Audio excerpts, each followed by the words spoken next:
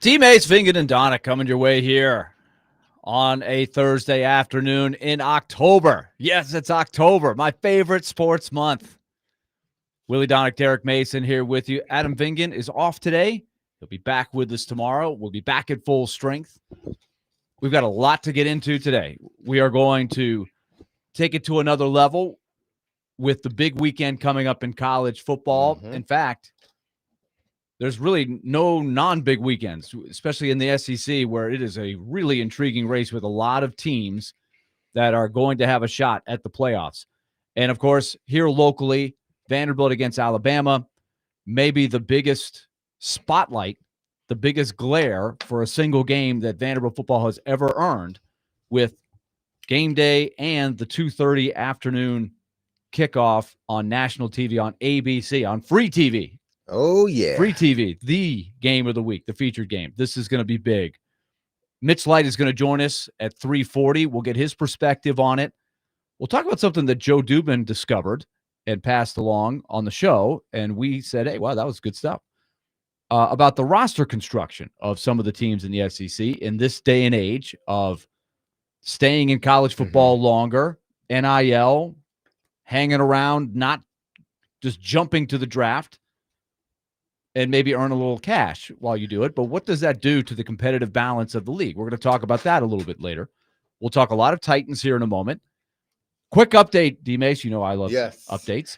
D-Mace and the Tigers trying to eliminate Cleveland. We need to. There are 3 rubber matches today, 3 deciding game 3s. Congratulations to Mookie Betts and the Dodgers, who eliminated the Reds last night. Yes. Mookie Betts had a big game, had 3 doubles last night. And the Dodgers have advanced. But you've got Tigers-Guardians going on right now. Tigers leading 1-0 in the top of the 4th in Cleveland and trying to add to it right now. They've got a leadoff man on in the 4th. Runs have been very hard to score. Very good pitching on both of these teams. Later today, it will be at Wrigley Field, Padres-Cubs. Winner advances. And then, of course, Yankees-Red Sox tonight. How about that game last night? Great game. Some great games going on in these very tight games. Great playoff feel, great atmospheres at all the parks. So we'll just keep you up to date on those throughout the afternoon. And Joe Rexroad is going to join us today at 5:20. He is a noted Tigers fan. So we'll see what kind of mood he's in at 5:20. He should know the verdict. He should know the verdict of the Tigers by 5:20. Hopefully a good move. Like let's hope for a good think we move. all will be in a good mood. But they got rocked the other day. Whew, it wasn't good. I'm starting to hate the Yankees. Yeah? Yeah, I'm starting to hate the Yankees. Well, you're not alone. Yeah. Welcome to the club. There you go. I was just where'd you get that? I don't know. It just came upon me. You know, it's just a natural feeling, isn't it? Because you're a Red Sox. You're by proxy. You're a Red Sox fan. Obviously, Aaron was a big Red Sox fan. I married into a massive so Red that's Sox why nation. I hate the Yankees now. So there you go. I hate the Yankees. I'm hoping for a Red Sox World Series. Well, we'll find out tonight. They've got to win tonight. 2 very tight games. Red Sox won game 1. Yankees came back and pulled it out last night. Again, it was tight all the way, and the Yankees got the big hit, held on. So we'll keep an eye on the games, but we're going to talk a lot about the Titans, etc. A lot of college football today. We'll mix in some Preds as well, because for the Predators, they are now 1 week away from the start of the regular season, and they have made another roster move today to whittle the roster down to 27 players. Defenseman Andreas Englund, who is basically the 7th or 8th defenseman, maybe 9th, depending on who you count. If you count injured players, he passed through waivers, so they have sent him to Milwaukee. So they're down to 27 players. You have to get to a maximum of 23, D-Mace, but 2 players we know are going to start the year on the injured list in Nick Hague, defenseman, and Matthew Wood. So it's really at 25. There are 2 more moves that they have to make. I'm guessing they're going to take, I don't know this, but they could take a look at Tanner Molendijk for another few days of practice, maybe even put him in the game on Saturday, the last preseason tune-up.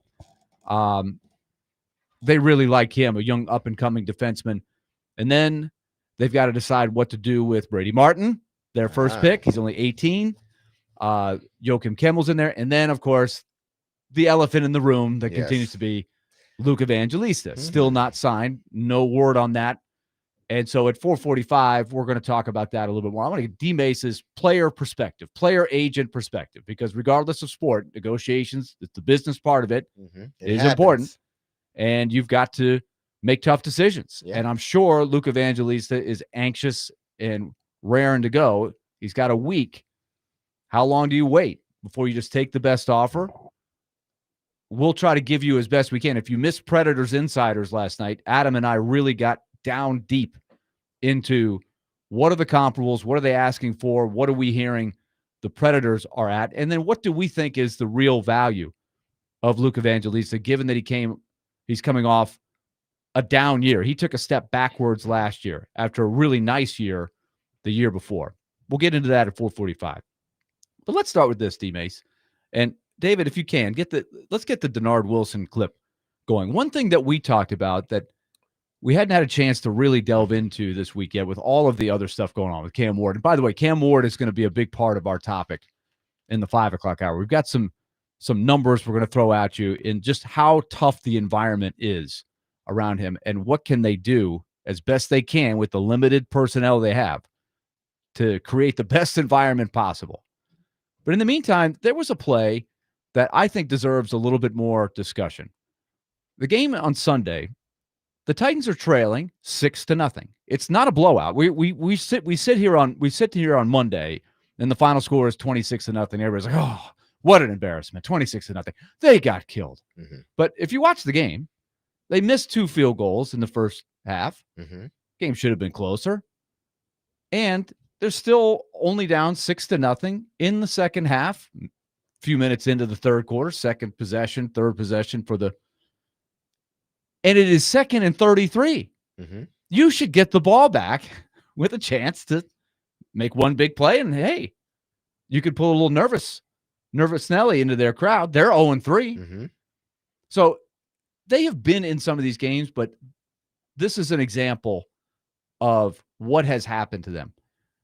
They get the bomb, and you and I were both curious about what happened on the 2nd 33. Everybody remembers it because the theme is, L'Jarius Sneed got burned. Mm-hmm. He did all the talking. He acted like he didn't know who the receiver was, Nico Collins.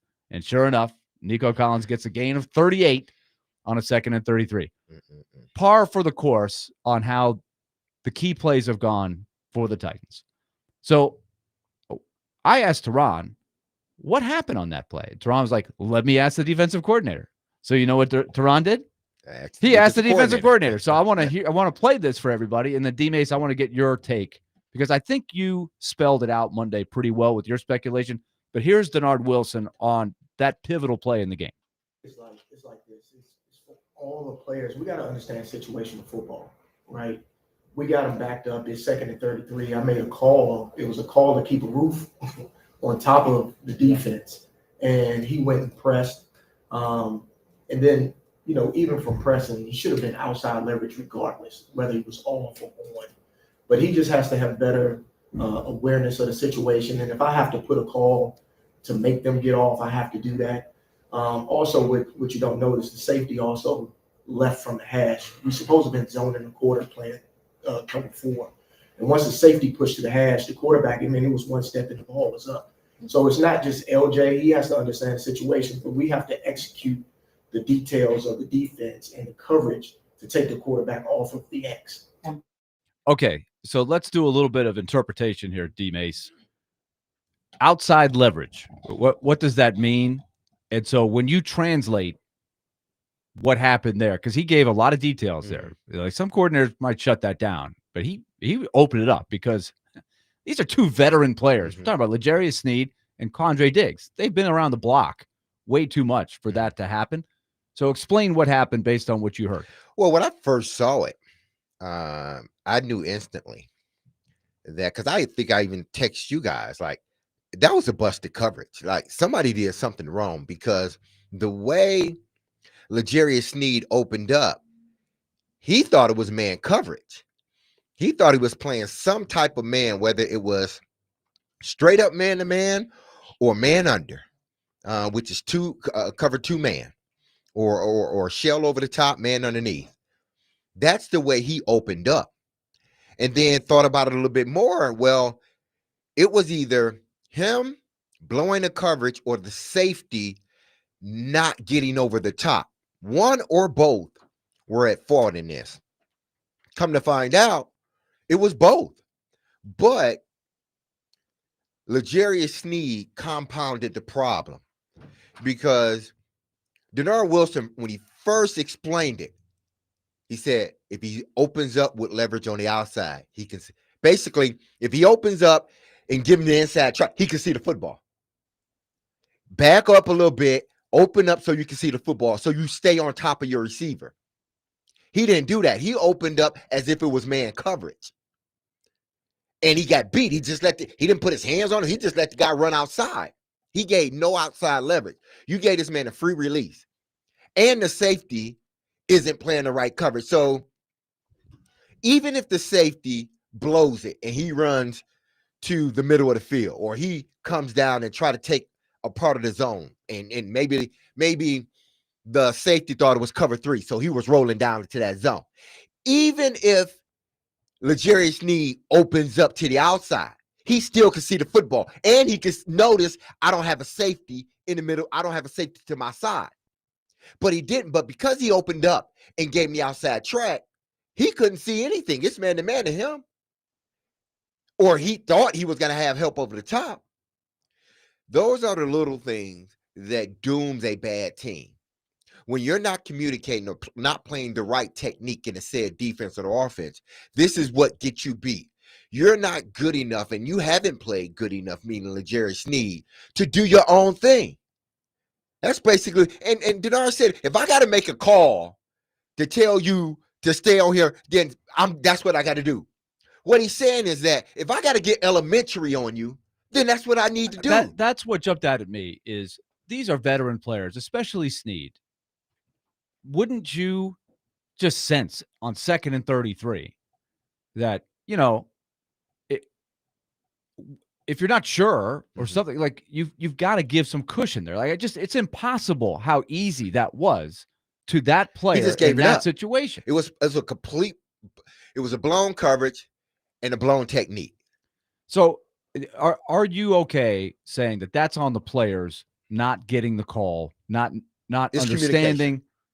This is what I'm getting at is my theory of the coaches are getting blasted every week, right? Especially the head coach. But can you put that on the defensive coordinator? Should they have just called just more elementary stuff, as you said, and said, look, he talked about a roof. And all you can think about when somebody says roof is Michael Jordan. The ceiling is the roof. But you can't. But on 2nd and 33, the NFL, you cannot give up a play that easy to their best player on a 3-step drop. And that's what I'm saying, Willie. If they complete a miraculous play down the field, I could see it, but that was easy. And that's what I mean by knowing, like really being dialed in. This is what coaches talk about, being dialed in. Some guys take it and say, oh, I'm dialed in. And then they end up, busting several plays. Oh, no, you're not dialed in. Dialed in means from a technique standpoint, you are locked in. You're locked into what you're doing from a technique standpoint, from a play standpoint. You know exactly what you're doing against any coverage. Or if you're a defensive back, you know exactly what call is made and what your responsibilities are. He wasn't locked in. There was a miscommunication. And what are some of the things that have ailed this franchise? Communication, the lack of, or the not sharing fully what's going on. So not only do you have a miscommunication, and maybe I'm thinking about this a little bit too big. Maybe I'm dissecting this a little bit too much, and I get it.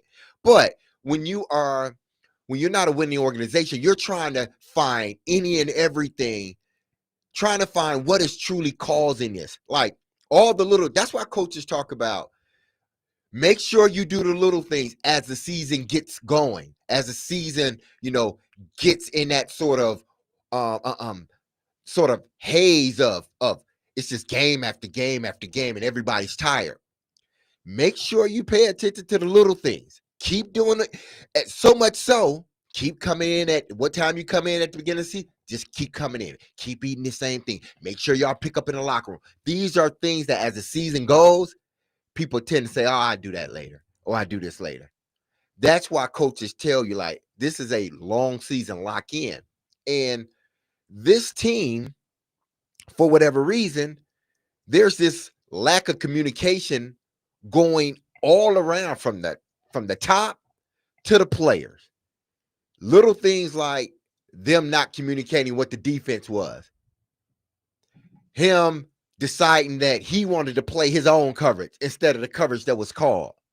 Little things like that ultimately doom bad teams. But even if, okay, so this is what shocks me about it. If there were two rookies, that would be one thing.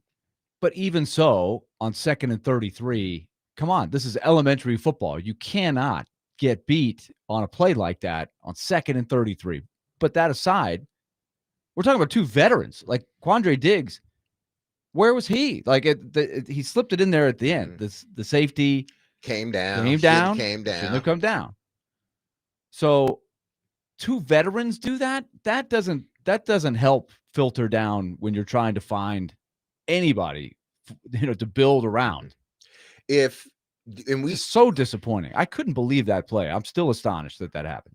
There are like 10 guys on this team, and we talked about this weeks ago, that you knew coming into the season, the only way this team had a chance at having some resemblance of a good season is if those players all play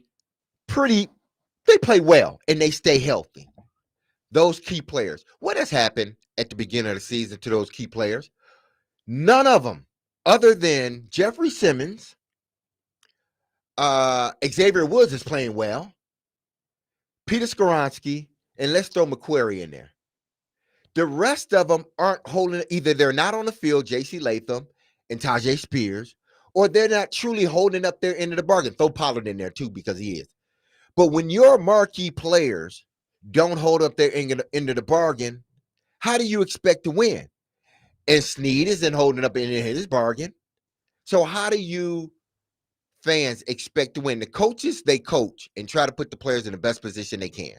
And I'm not saying that Brian Callahan is doing an excellent job at that. But when your marquee players don't show up to play every game, every play, how do you expect to win? 615-737-1025. We're just getting started here on DVD, which is presented by Bax Homeworks. Bax Homeworks transforms kitchens, bathrooms, and living spaces into places you can't wait to come home to. So financing options are available to make your remodel easier than you think with Bax Homeworks. When we come back, we'll get some reaction to this. 615-737-1025. Call or text anytime. And we'll continue to talk some Titans in the next segment. Can this team win a game anytime soon? They still have some major injury issues. But what do you think of the theme that I'm throwing out? They are losing way more because of the roster than they are the coaching. I know the coaches are taking way high of a percentage of the heat. They deserve some. I think it's disproportionate. We'll stay with that theme when we come back here on DVD.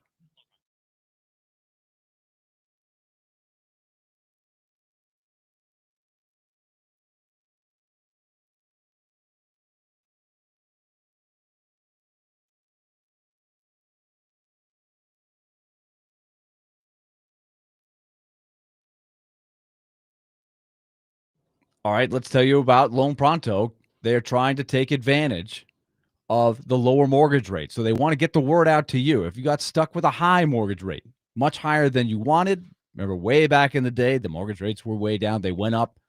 They're back down now some, and they won't stay that way forever. So take advantage and call Loan Pronto and find out about the rate reduction home loan program. Streamlined, low cost.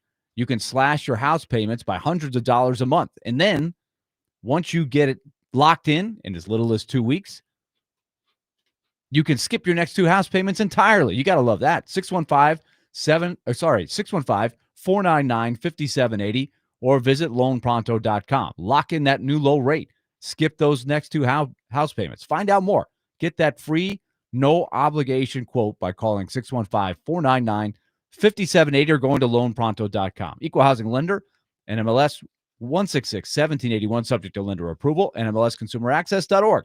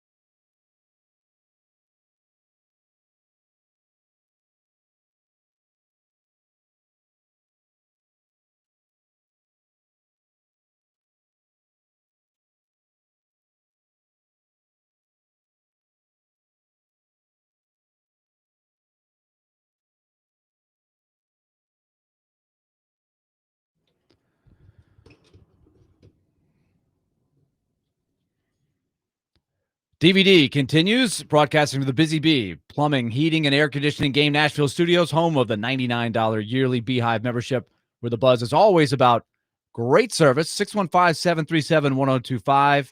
That is our game text and calling hotline. Willie Donk, Derek Mason here with you. The Guardians have tied the game against the Tigers, the all-decisive Game 3 in the wild card round, 1-1 in the top of the 5th with the Tigers at bat. So, D-Mace, we got a couple of texts on our text line, which is driven by WilsonCountyHyundai.com.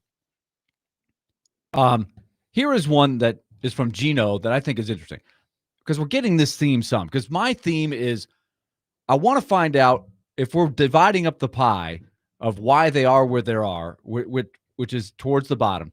What percentage is fair to put on the coaches? What percentage is fair to put on the roster? Mm-hmm. We both know that they don't look like a well-coached team, but also the roster is lacking. I think it's way higher percentage on the roster. But here is Gino's take. The Titans have gotten rid of most of the players/leaders that knew how to win. Team is full of people that don't know how to close out a game. Tough spot right now. So I'm curious when he texts that, what players he's talking about, because we can go into the past of the last really good Titans team and talk about Kevin Byard and players like him that have aged out, right? What has gone wrong is they have not replenished, because Kevin Byard is not helping a team right now, if that's the type of player you're talking about, or Danico Autry, or other pieces that were part of the teams that won a lot of games in 2019, 2020, 2021. This is I think, because I'm looking up, is Kevin Byard on a team right now? I don't think so. I'm not sure. Could be wrong. Or he could be with the Bears. Is he still with the Bears? I know he was with them last season. I'm not sure he's with them. It looks like he's still with the Bears. He's still with the Bears. From what it says, but I can double check again. So yeah, he's still with the Bears. He has played the 4 games with the Bears. Yeah, he's playing well right 3 now. interceptions. 18 solos, 3 interceptions, 3 pass defenses. He is 32. 32 years old. I think what happens, and I think a lot of fans, when their team get in a rut, and when I mean a rut, I mean a long one, not just a season, maybe 2. I'm talking consistency of bad football, is that they romanticize about the past team or the past leaders that can still have some connection, or maybe still in the NFL. So they're looking at guys like Derrick Henry, Kevin Byard, guys that are still playing. And there may be a few other guys that are still out there that are still playing, that was once Tennessee Titans, that were a part of, this team winning football games, at least that last year. And when you lose a Byard and you lose a Derrick Henry, and then you see one of the two, and now it seems like, Kevin Byard he started off on a good note with this season. So you see both of these guys having some success at their other teams. And you think, well, if we would have kept those guys, we'll be winning. You had those guys and you wasn't winning. That's why they said, hey, listen, we still understand that you guys may have something still left in the tank, but we are in a position right now where holding on to you isn't beneficial to anybody. We know people are listening because they have flooded our text line with, hey, he just had 2 interceptions in the last game. Sorry about that. My bad. Just seeing if you're paying attention. Thanks for texting. Pay attention to literally, I was still there. That's all. 8 texts in like 3 seconds.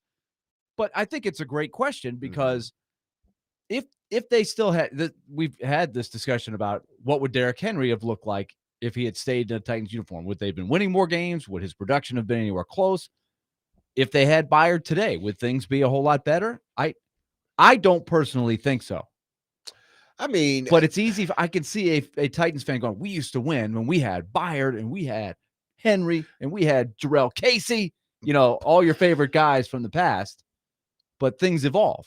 Yeah, things evolve. And look, the players that, they do have on this team, they're not, if you're trying to put together a team to win, this wouldn't be that team that you put together to win ball games. But I think a guy like Xavier Woods, he's playing well. He's graded as one of the best safeties in football. I think he's a top 2 or 3 safety in football at this point in time.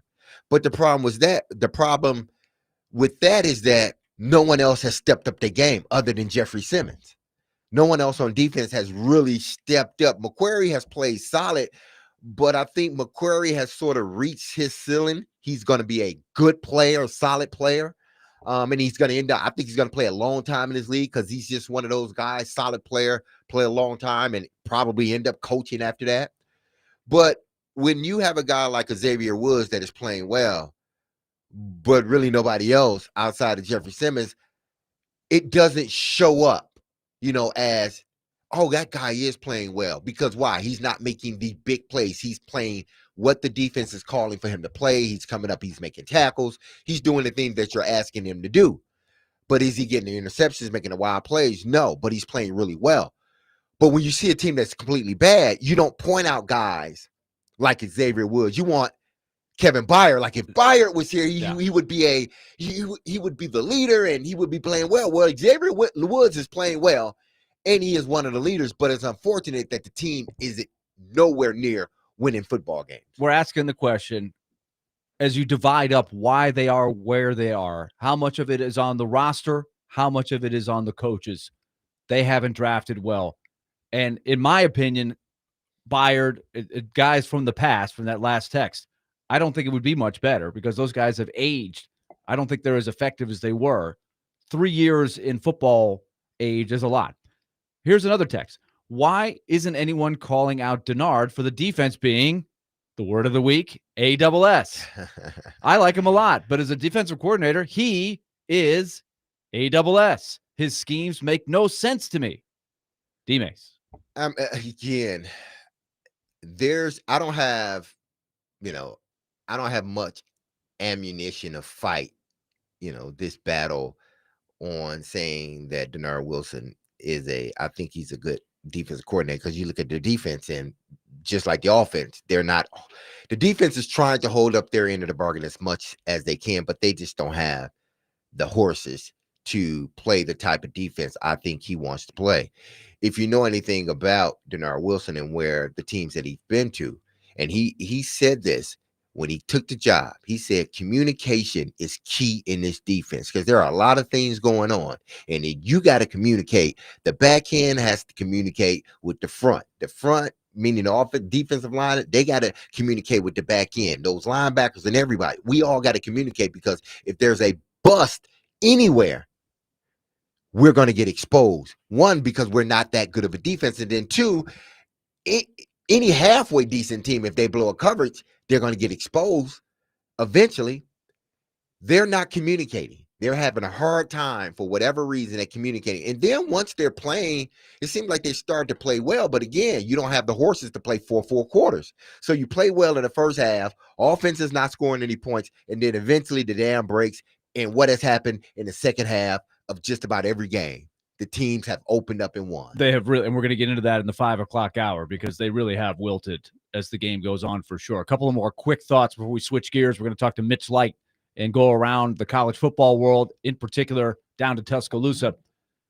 Ron says Henry alone could make this offense better. He could really help Cam, and they would bite on the play action. Well, it's been a while since Derrick Henry's been on the team, but this is, again, the theme of if we had the guys from the past, the winners, the winning players, it would be better. But they tried that, Willie. They were losing when they had those guys. Exactly. And I thought they had a better roster his last year than they have now. Skylar texts what a lot of people say, that compared to winning, quote, winning organizations, the Titans organization, this is his quote, the Titans organization is a joke. That's why these players, especially the vets, don't care. There's no leadership, accountability, no reason to care. I guess that's his take on why you give up a 38-yard play with a couple of veterans involved on a 2nd and 33. That's the theory. I don't know. I can't rule it out. Yeah, but I can't 100% sit here and say I can't 100%. Exactly. They don't care because if you listen to Jeffrey Simmons, I mean, people raved about Cam Ward, and that's right. Cam say it. That comes from a place of frustration, even though I don't think he should have used those particular words. But that comes from a place of frustration and people caring. We want to win. So I get what you're saying, Texter, because this team hasn't won and it hasn't looked good. But there are a bunch of guys on this team that care about winning, but caring about winning doesn't win you football games. Talent, execution wins you football games. Great stuff. And thank you to all the people that had our back with, hey, Kevin Byard is indeed still in the league. He just had 2 interceptions the other day. Thanks, guys. Thanks. We appreciate you that. guys. Appreciate Yes, that, guys. thank you. All right, when we come back, we're going to talk a little college football with Mitch Light from The Athletic. Vanderbilt, Alabama, featured game, big game. We're going to break it down when we come back.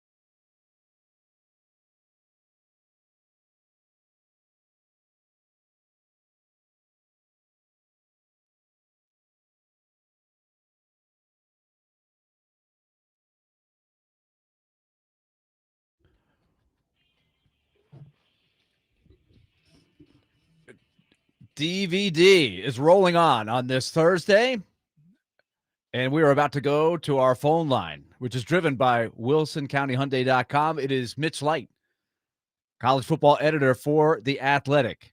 Big weekend of college football. Last weekend was so much fun to watch from start to finish. But Mitch, let's start with the big one that I know everybody here is anticipating from a lot of different angles. But Vanderbilt goes to Alabama. I'll start with this. It was just a thought that popped into my head on Monday. and you've been watching as long as I have Vanderbilt football. Do you think historically there has ever been a game that Vanderbilt has played in that has a bigger spotlight in terms of just the interest in the game, what they're bringing to the table, the storyline from last year, Alabama coming up? I don't think they've ever played in a, quote, bigger game in the spotlight. No doubt, not in the modern era. And obviously, you're talking pregame. One of my high school friends texted me the other day, and I said, biggest game in school history. He said, well, last year it was. I said, the result of the Alabama game ended up maybe being one of the bigger games, but the anticipation, the pregame, and the fact that it's Vanderbilt's being treated as a legitimate opponent, that game day is there with Vanderbilt as the visiting team, all of that adds up to, yes, I'm agreeing with you. So let's get into a couple of things that I know are going to be general storylines as game day descends. Number one, it will be Vanderbilt snuck up on Alabama last year. Alabama will be ready. They want revenge. Diego Pavia's coming in. So I would take that as a given. So when the line came out at 10.5, and I haven't checked it today to see if it's moved at all, did it surprise you at all, or did you think that was about right based on the perception of this game? Well, it opened at 12.5, then went quickly down to 10.5 last Sunday or Monday. That's kind of what I expected. You know, betting lines they're set for public perception. You know, they're trying to get 50% of the money on each side there. So there's definitely like power ranking by the boys in Vegas as well as perception there. So, you know, I guess if you took the names off the jerseys and just looked at these two teams so far this year, I think most people would say that line's too high, but you can't do that. I mean, we've just seen too much. It's not just Vanderbilt and Alabama thing. That's just the way sports works. We have our biases. We know how certain teams have performed historically, so that's all baked into that. So yeah, I mean, it might be a few points higher than I expected, but I'm not really surprised. Here's another thing that I'm really curious about. Last year, even with Vanderbilt in the situation they were in, a 3-touchdown underdog, they ran the ball extremely well from the outset and all the way to the end of the game against Bama. And I think the consensus is, you've said this, I think anybody who's watched Vanderbilt would say this, that up front, they've improved considerably on the offensive and the defensive lines. How much do you think they can lean on that? Do you think that will play against the most talented team that they've gone up against yet? Yeah, I think I'd be surprised if Vanderbilt does not have success running the ball. Kalen DeBoer is 2 years there, and it's you know, he's an offensive coach. Kane Womack's a defensive coordinator. They have not really fared well against teams with running quarterbacks, and you could say that about a lot of teams, but they have fared very well against more traditional defenses. And Vanderbilt is, like you mentioned, better on the offensive line. They've got more weapons too. You know, last year Cedric Alexander was banged up a lot, but they've added to the backfield. You know, James L. Lassiter, the red shirt, the walk-on, brings an element of speed that they didn't have last year. Caleb Barnett, a freshman who's not going to get the ball as a straight carry. He's more of a wide receiver, but they find ways to get him the ball too. So I just think Vanderbilt has a really good offense. I think Tim Beck is a great offensive coordinator. I think the least of Vanderbilt's worries will be moving the ball on the ground on Saturday. So where do you think Alabama has the best matchup? Because I think my thought would be, can Vanderbilt stack up defensively against Alabama's offense that really looked good last week? Yeah, the concern for Vanderbilt will be defensively. A couple reasons, a couple things. Vanderbilt has been a slow starting defense this year. You know, pretty much in every game. Virginia Tech went right down the field on them twice. South Carolina did too. You know, Vanderbilt stemmed the tide in that game by that interception at the goal line. Even Georgia State's first possession, they went down and kicked a short field goal. Utah State might have gotten a 3 and out, but then they scored in the first quarter. Vanderbilt's made great adjustments. We all know the numbers in the second half. So, but Alabama, we saw what they did in the first half last week, and they're a very good passing offense. You know, Ty Simpson has been great the last few weeks. Ryan Williams hasn't really gotten going yet, but Jeremy Bernard, the transfer from Washington, has been really good. So I think that is, if you're looking for Vanderbilt's biggest concern, it would be the pass, you know, slowing down the pass and preventing those big plays from the Alabama passing attack.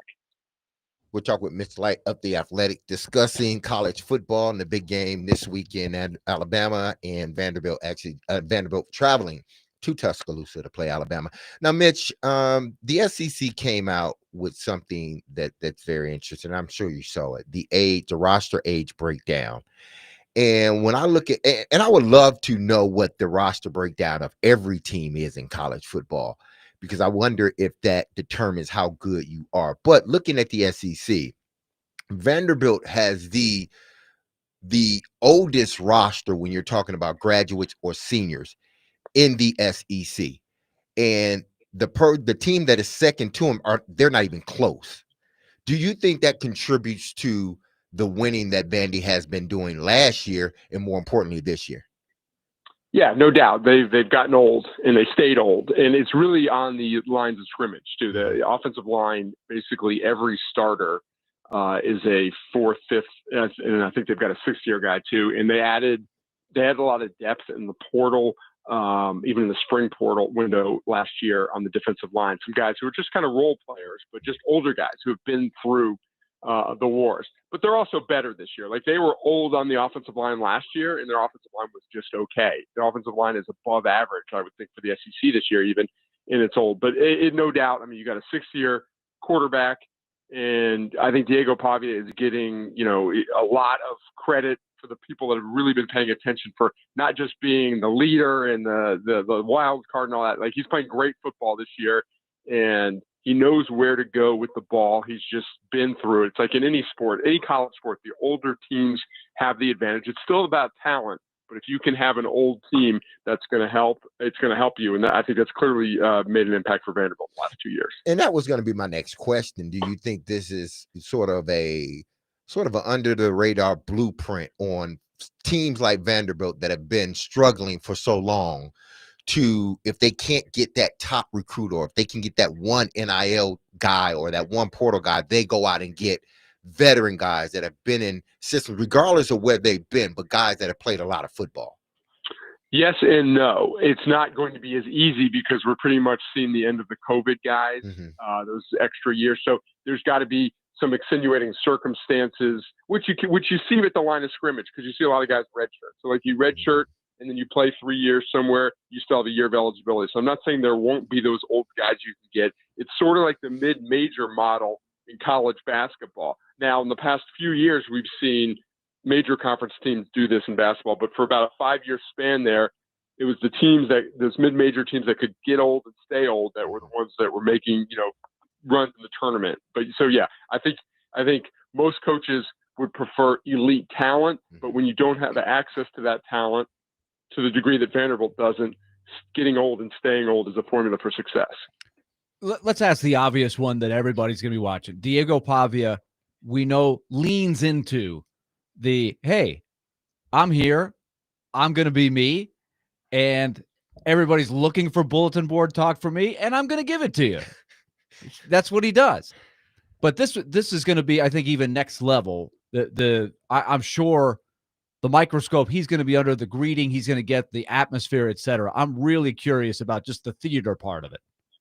Well, Derek, you probably don't know this, but when Willie and I were in college, before Vanderbilt played at Rupp Arena, Willie was in the press saying, if we play our game, it's not going to be close. And what was the final? It wasn't close, but it wasn't close. I guess you didn't play your game then, Willie. So, yeah, it's like, I think it's gotten beyond the point where, like, Clark Lee is kind of hinted at, you got to let Diego be Diego. And it's like, it doesn't really matter anymore to me. Like, it's just like, he says what he says. And if Alabama needs that extra motivation, sure, maybe that's like 5% or 2% more. But they want to beat Diego Pavia badly because he beat him last year, and he talked about it. He talked about it this summer, and he talked about it this week. So it's part of the Diego Pavia package, and it works for him. So, in an honest moment, would Clark Lee prefer him not say that, it's not going to be close? Of course, I think he would, but I think that's the least of his concerns this week, because I think Vanderbilt, if they play their game, they're clearly good enough to beat Alabama. I wouldn't say if they play their game, it's not going to be close. No one really believes that, but it's not. They don't need a heroic effort to beat Alabama. It's going to be great to watch. Let's bounce around a couple other key games real quick before we let you go, Mitch. Behind the scenes, of course, Texas, since that early spotlight game where they really struggled offensively against Ohio State, Arch Manning hasn't been great. They go to Florida, which is not a gimme. This is their toughest test since that Ohio State game. What are you expecting to see? Yeah, I think one of the, not the biggest matchup in college football this week, but one of the more interesting because just what's at stake for so much for both teams. Like if Texas goes there and, Florida's got a really good defense. If Arch kind of lays an egg again offensively, then it's like, okay, this is where we are, I guess. He's going to struggle this year. Not saying he couldn't turn it on late season, but he's had 3 weeks to kind of work the kinks out. So I think it's imperative for Texas, if they want to be a championship level team, for them to play well offensively. And then we all know what's going on with Texas, with Florida and Billy Napier. They need to show some progress offensively. DJ Lagway has been one of the more disappointing quarterbacks in the country. And if they lose and they look miserable in offense like they have, the Boo Birds are going to be out at home, and it's going to put even more pressure. So I just think this game has, as far as pressure on both teams in the SEC, this is the one where you're going to find it the most this week. Georgia should be fine against Kentucky, but there seems to be a notion after the game against Alabama that Georgia is down a gear from where they've been. What are your thoughts?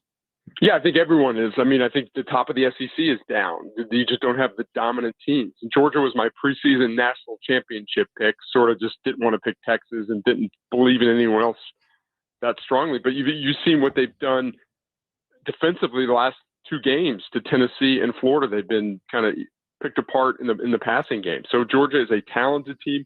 They're just not elite anymore. They had, when Stetson Bennett was a great college quarterback, but he was able to, lean on an elite defense. Gunnar Stockton's a solid college quarterback. We'll find out more as the year progresses, but his defense isn't quite as good. So maybe the offense needs more from him. So, I agree with your point that they should be fine this week, but this is not an elite Georgia team. Each week, you've been not every week, but every time we ask you about Miami, I know you're high on them. Tough test at Florida State. Of course, the Seminoles coming off of a tough loss there. What are you expecting to see there? Yeah, big test. First time Miami's left home. They're obviously still in the state of Florida, but it's a first road game. I think the key to beating Florida State is just being disciplined defensively and not letting Tommy Castellano kind of do his thing and get comfortable like he did in the Alabama game. If you make them be more of a conventional team and make him throw the ball some, you're going to have success. He threw the ball a ton against Virginia. They lost those games. The earlier games, the Alabama game, I think he had 11 pass attempts. I think Miami they're elite on the defensive line. If they can, throw out every cliche with a running quarterback, stay in your lanes and all that, I think they will have success slowing him down and putting pressure on the rest of the Florida State offense. I really like Miami to go in there and win. Mitch, great stuff. We'll talk to you again next week. Enjoy the games this weekend. All right. Sounds good, guys. Take care. All right. Mitch Light, straight to the point. A lot of info in a short amount of time. Really good stuff. Looking forward to that Vanderbilt-Alabama game and all the other action. When we come back, we're going to get a little more in-depth into what Derek was asking about with how the breakdown of the rosters are shaping up in the SEC. Just to repeat, Vanderbilt has the highest percentage of graduate seniors, graduate transfers. Some of them, I guess, graduated from Vanderbilt, but they're graduate seniors. They are older players. And in contrast, Alabama has one of the lowest percentages, and so does Tennessee. So Tennessee and Alabama tend to be on the younger side, Vanderbilt older. What does that mean, and how will that play out just Saturday and the rest of the season? Is that an equalizer for teams around the country, as D. Mace was asked? What do you think? 615-737-1025. We'll talk about it when we come back here on DVD.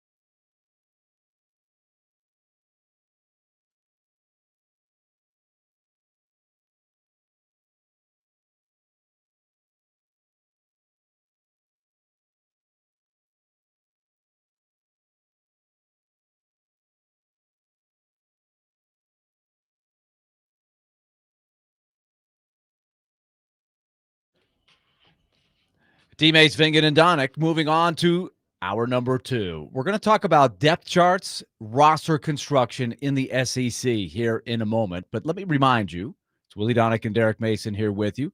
Adam Vingen, the V in the DVD, will be back with us tomorrow. He's got the day off today. A couple other things that we want to tell you about. Of course, we are brought to you by Bax Homeworks. Bax Homeworks, remodeling done right. Get a free estimate at baxhomeworks.com. That's baxhomeworks.com, BAX. Now, here is the injury report quickly on the Titans that just came out. Did not practice. J.C. Latham, Calvin Ridley. Ouch. Bryce Oliver also did not practice. And Tajay Spears, who is back at practice, was limited. So we'll see about Spears, who's coming off of IR. Kevin Zeitler, limited. I think he's going to be, should be in there. But it looks like we're trending again to seeing another game where Mr. Latham is not going to play. And now you're going to take Ridley out of the mix. Mm-hmm. And you kind of ask yourself, do they have a chance? Do they have a chance with this? I mean, they're so thin to begin with. And now these guys are out. We'll get more into this in the next hour, but wow. You keep hoping. They can't afford. You keep hoping that you're going to see an injury report say, oh, okay, Latham's back. Nope. Titans are a 7.5 point dog in Arizona. Okay. Let's get to this chart that Big Joe Dubin brought to our attention earlier today. And in fact, let's listen to the clip that had our antennae going up here on DVD. We're like, hey, where'd he get that? That's good stuff. Take it away, Joe. Graduates. 1.5% of Alabama's roster, graduates. Yeah. 18% of Vanderbilt's rosters made up of seniors. 19% at Alabama. And it goes down and down, pretty much equal after that. But we talked about veterans and leadership and guys who've been through the grind. Nobody in SEC comes close to Vanderbilt with 22% graduate players on their squad. It's a crazy stat. The lowest is Georgia and Florida at 0.8%. So, D-Mace, you often talk about your older brothers toughening you up when they were playing sports contests in the yard, in the neighborhood, whatever. They didn't take it easy on you. No. They had an advantage. They're older. So you understand this. I was the older brother, so I was the opposite. I was beating up on my younger brother.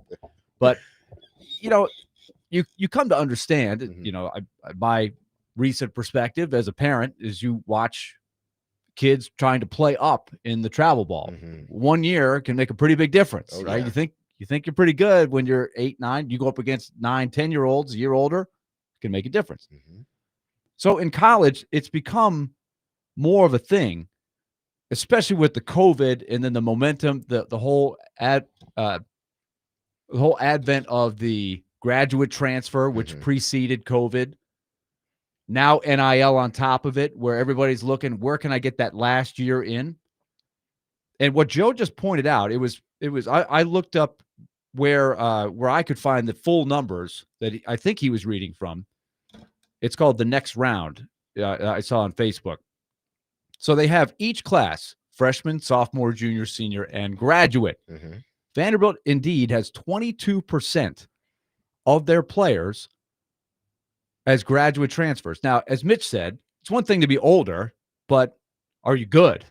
Right? You're just not along the ride trying to get your degree. You're there to help the team. But if you look at their depth chart, a lot of their key guys are graduate transfers. So they have an age advantage. And I think I would go as far to say in every sport that we've seen in this era with NIL and free transfers, that it has been an advantage for a lot of teams to find transfers that are older if you can mesh them in to the culture and they're good. And Vanderbilt has done both. Yeah, they've been able to, over the last 2 seasons, put together a collection of veteran guys or graduates, let's call them that have come in and they've identified the right type of graduates for this program that have probably had success at other places. But maybe they were not the top NIL guys in the portal, but because of the experience, that sort of not trumps the potential or trump the talent, but we've seen it even before Vanderbilt, where on the basketball side, where when you have a older roster, you tend to do better. Those teams tend to go further in the tournament. You have to those younger teams. You got to have some exceptional freshmen and sophomores to advance through the tournament, or to go through a gauntlet of a season, whether it's the Big Ten, ACC, SEC, or any other conference. But you notice the teams that are more veteran, they tend to, at least in the Power Five, they tend to do a little bit better than what's expected. And you're starting to see that, I think, on the football side. Now, Mitchell's right. Eventually, it's going to start evening out. But let me remind you, this started, I'm talking about like over a decade ago. This is, you know why I say it started over a decade ago? Because it didn't start in college. This didn't start in college. This started when said kid's parents said, you know what? I want to hold my kid back. That is definitely I don't want to send him to kindergarten until he's 6, but then I'm going to hold him back again. So from an athletic standpoint, he's more mature, especially boys. A little bit more mature than the other guys. And you hear this term thrown out there, and when I was growing up, it really wasn't a thing. Exactly. Reclassify. Yeah, right? you in high school. So yes. there are a lot of kids that are trying to get to college a little older.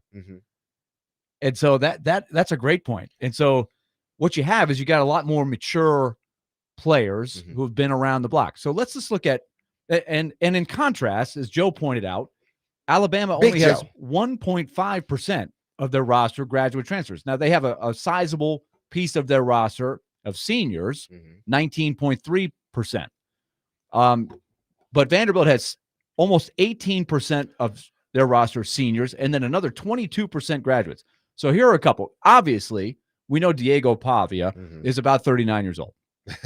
Not exactly, but he's been around the block a few times, right? He's obviously a graduate senior. We thought that he was last year, and he won the court case famously, and he's back. But it's just the tip of the iceberg there. Eli Stowers, another great player. In the olden days, he'd be long gone. He would have been in the draft last year, but he saw an opportunity to come back, wanted to come back. His sidekick, Diego, was coming back, and they wanted to do something. That is so unlike any thing that I could have even comprehended back in the day. It used to be, he can go pro? Go pro. Leave, go. Get out of here. Don't get hurt next year. Go pro. Yeah. Now we're in a whole new world. And Vanderbilt has taken advantage. Tight end, Cole Spence, graduate senior. Offensive line, Isaiah Glass, left tackle, graduate senior. Center, Jordan White, graduate senior, just named a captain.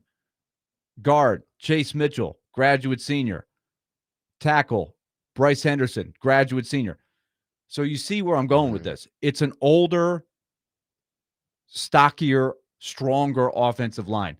There is a big difference in general of a 22, 23-year-old playing against an 18, 19-year-old, if that 18 and 19-year-old is more of an elite blue chip prospect. You see it in baseball. Tim Corbin, for years and years before this era started, he was making do because he had the ultra uber talented 18, 19-year-olds, and they were good enough. But now that you've got the guys, like you said, maybe come in a little older, maybe they've been around the block a few times, it levels the playing field. I think we're seeing it, and this will be a great test to see if Vanderbilt, who, when you look at the uniforms, you are programmed in your mind to say Vanderbilt will be outmatched by Alabama talent-wise. And they still, according to the odds makers, are to some degree. But what will it look like? I was just thinking about this because, Diego sued the NCAA to get that second year back. So he essentially had 4 years of college football at the Division I level. So that opened the pathway for others to get their full 4 years, even though, they may have come in late or from a JUCO or whatnot. I think this really helps that avenue of JUCO players, because essentially you have a JUCO player playing 2 years of JUCO football.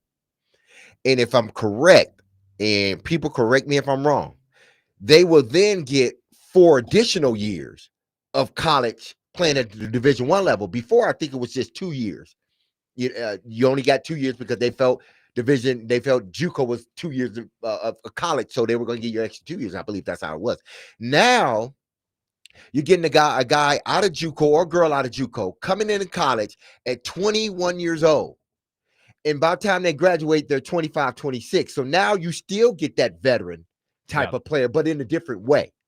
It's interesting. And the legal stuff is still sorting out, I think. So, even if you're coming in, I noticed this in college hockey, for example. A lot of, and if you follow the Predator prospects, you've probably seen a kid or two drafted out of the, quote, USHL, which is more or less a high school age league that even goes into your age 19 season sometimes, age 20. So that college coaches can say, well, let's let him marinate over there for a while, and then we'll sign him and bring him in as a freshman, like you said, where you still got 4 years. So you got 23, 24-year-olds playing against some of the blue chip first-round draft picks who are 18. So there's a bigger range of age. And so if you can find the right older kids, and Vanderbilt has hit on this, right? That's the theme. Miles Capers, who had the big strip sack last year against Alabama, one of the biggest plays in the game. He's now a graduate senior. You can go right down the list. It's a lot of guys, and especially where you used to give up a lot of muscle and strength on the offensive and defensive lines. This is a way to equalize it, and I think Vanderbilt has made strides there. So just an interesting observation. And then the other thing that I saw that I thought was worth noting, Tennessee, 49.5% of their roster is freshmen. This is one for Chad Withrow tomorrow. That seems really high to me. But they only have, when you combine seniors and graduates, 11.7%. That's a very, very low number, the lowest number of seniors and above of any team, but they're still really good. So Tennessee's got to be excited about where they are and have the youth of their roster, presuming they retain these guys, which is not a given. Yeah, it's not a given that you're going to retain these guys each and every year. But this shows you that you have to have creative ways to be competitive in these big conferences, whether it's the SEC, the Big 10, Big 12, ACC, but I'm talking really about the Big 10 and SEC. Then you have to find other ways to be competitive. You have to go out and try to establish a veteran sort of team in key spots, though. I think, and Mitch pointed out, because if you look at Vanderbilt's, not youth, but the seniorness, if that's a word, it's at the most important positions: offensive line and quarterback. The two positions that if you had a dial when they came in as a freshman, you had a dial that you can turn up to expedite, you would turn it up on those two positions. More importantly, the offensive line and the quarterback, because as they mature, a lot of times, and if they mature the right way and develop the right way, your team becomes better. So in those two positions, Vanderbilt over the last 2 years have gotten better, but they've gotten more senior as well. And that's what's been the biggest difference from 2 years ago to this year and last year. Those key spots that they needed the talent to be there like yesterday, offensive line and quarterback, they've been able to go out and get guys that have played a lot of football, and it's helping them. All right. So we've laid it out there. I know this is probably more Vanderbilt football talk than we have had most years at this time, but this is a big game. This is really the biggest game, or Mitch had a better term than I did. Most anticipated game that they have probably ever played based on what's going on. And do you think Alabama will be out for blood? Oh yes, they will. They There's smell it. yeah. Bloodlust. Yeah. They're bloodlust. They're bloodthirsty, all of that.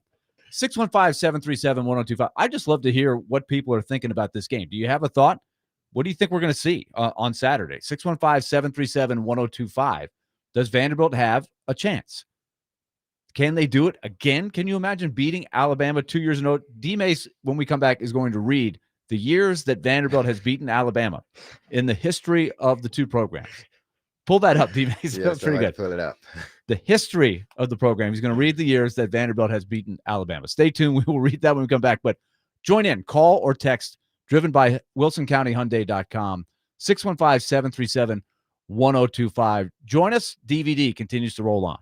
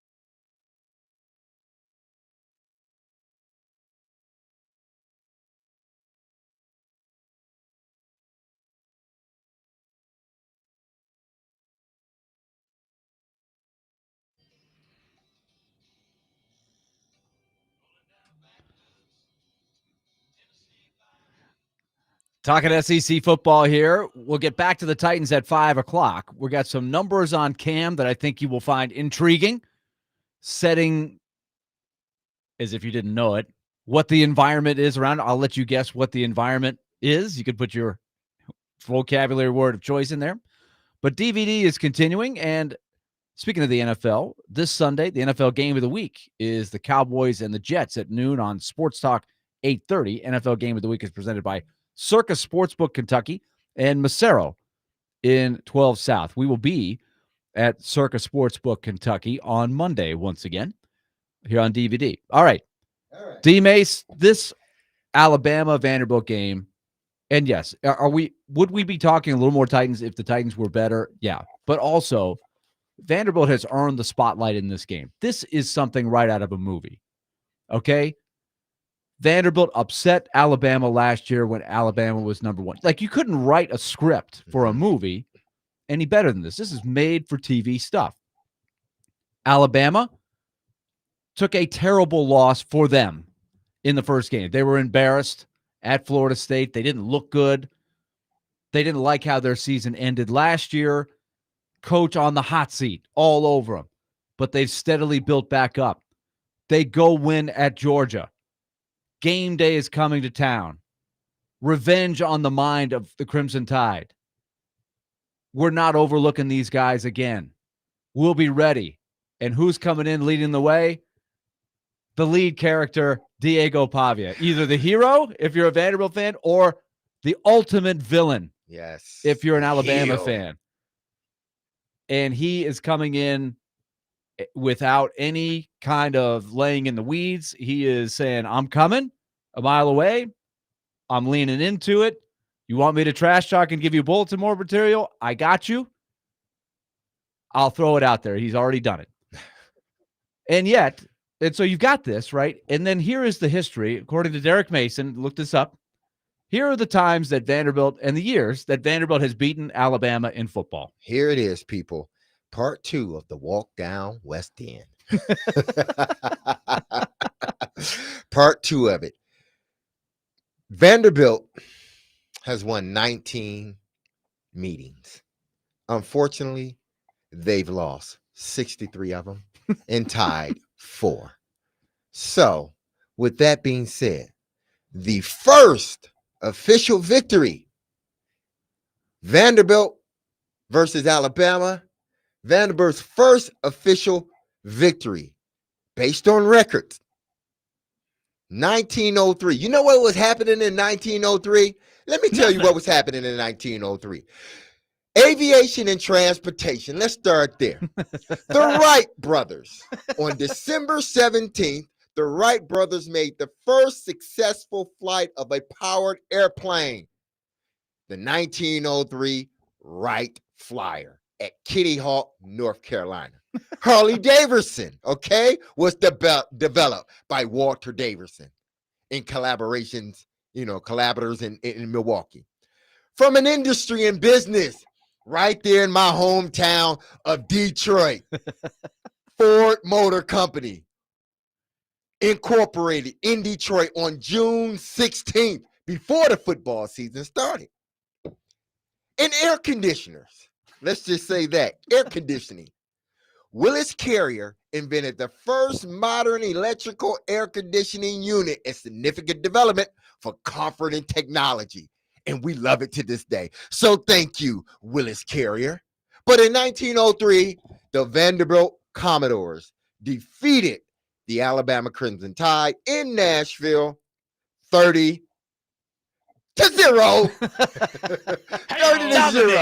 Domination. So of the 19 wins, how many were before 1930? Let me see. Like, you reeled them off before. Most of the 19 came. 8 of them. 8 before 1930? Yep. 8 so we're not even in World War II yet. 1929, they were ending it right there. Vanderbilt beat Alabama once again, 13-0. Great defense back there in the 20s from the Commodores. In 1935, again, Vanderbilt wins 14-6. So that was sort of the running joke for a long time. all of the best Vanderbilt teams. And there's were well more before victories that. there. There's more Right, victories. but it was from they have not won in Tuscaloosa since 1984. That's been well documented. So with that in mind, I want to hear from Vanderbilt fans. You deserve to have the spotlight a little bit here, but also people who, Alabama fans for sure, but people who are just maybe intrigued from the outside of, what's going on? Is this for real? What's going to happen on Saturday? We just talked about maybe Vanderbilt's secret weapon, graduate transfers. 615-737-1025. Willie, What do you think is going to happen here? Why did I forget this? The most important thing in 1903, the first annual World Series was played. That's right. By who? The Boston Pilgrims. The Pilgrims, yes. Defeated the Pittsburgh Pirates. Not the actual There you Pilgrims go. that came in 1620, but Yes. they were an ode to those Pilgrims. Yeah. How did I forget about that? Yeah. How can you forget about the Boston? I'm Pilgrims? actually Exactly. wearing my Northeastern University shirt today, and that's where the field was back then. You can go to Northeastern and you can see where the first World Series was played. But There you go. these are things. So History Vanderbilt, lesson. the heyday of the aughts and the pre-World War II days, Vanderbilt went through a long dip. The perception is a lot different. What do we think is going to happen? Trey is on the line with us, driven by WilsonCountyHyundai.com. 615-737-1025. Trey, what do you think? Hey guys, how y'all doing? Hey, All right. doing good, Trey. What's going on? Hey, I love the fact that Vanderbilt has the opportunity to go down to Alabama and beat Alabama. I give them over a 75% chance of going down there beating them. And I also believe that just with Pavia's experience alone, they'll be in the game until the end. So that's what I think, and I think we have a good chance of going down there. And I like Coach Lee because when he talks with compassion, and I know his team loves it. And I think that they're gonna go down there and beat them. And y'all have a good day. Thank you. All right, Thank you, Trey. Trey. He always ends with the thank Thank you. you. I like Trey. We There know it's go. Trey. All right, 615-737-1025. David in Murfreesboro, a little bit of a smart alecky crack on our text line. This is a lot of Vandy talk, LOL. But it's better than more Titans dissecting. It does get a little monotonous talking about the 0-4 Titans. Yeah, we This try is to clean the refreshing, palate. a little We try refreshing. to clean the palate for y'all. Yeah. We'll come back Get to some it, but try to Vandy clean love. the palate. That's all. Another texter says, and this is an unnamed texter, so I don't know what we should give him a name today. Maybe great personalities from the early 1900s, like Teddy Roosevelt or there something. You go. Yeah, Let's go with Teddy Roosevelt. Teddy Roosevelt. If it comes down to play on the field, I like Vanderbilt's chances. If the game is really close and it comes down to officiating, Vandy is screwed. Huh. Conspiracy theorist. Already. They're jumping out there already. 615-737-1025. Philip in Murfreesboro says Vanderbilt has the advantage in the run game. The key is offensively to control the ball, control the tempo, pick your spots to take your shots downfield. Defensively, the key is to bend but don't break. Simpson, Bernard, Williams, heck of a trio. These are the two wide receivers, and Simpson looks like he's really starting to build chemistry with them. Alabama will get their yards. Keep the ball between the 20s. The final score will be much like last year. Not sure who wins it, but it's going to be something like 45-38. Could come down to which offense has the ball last. A detailed text right there.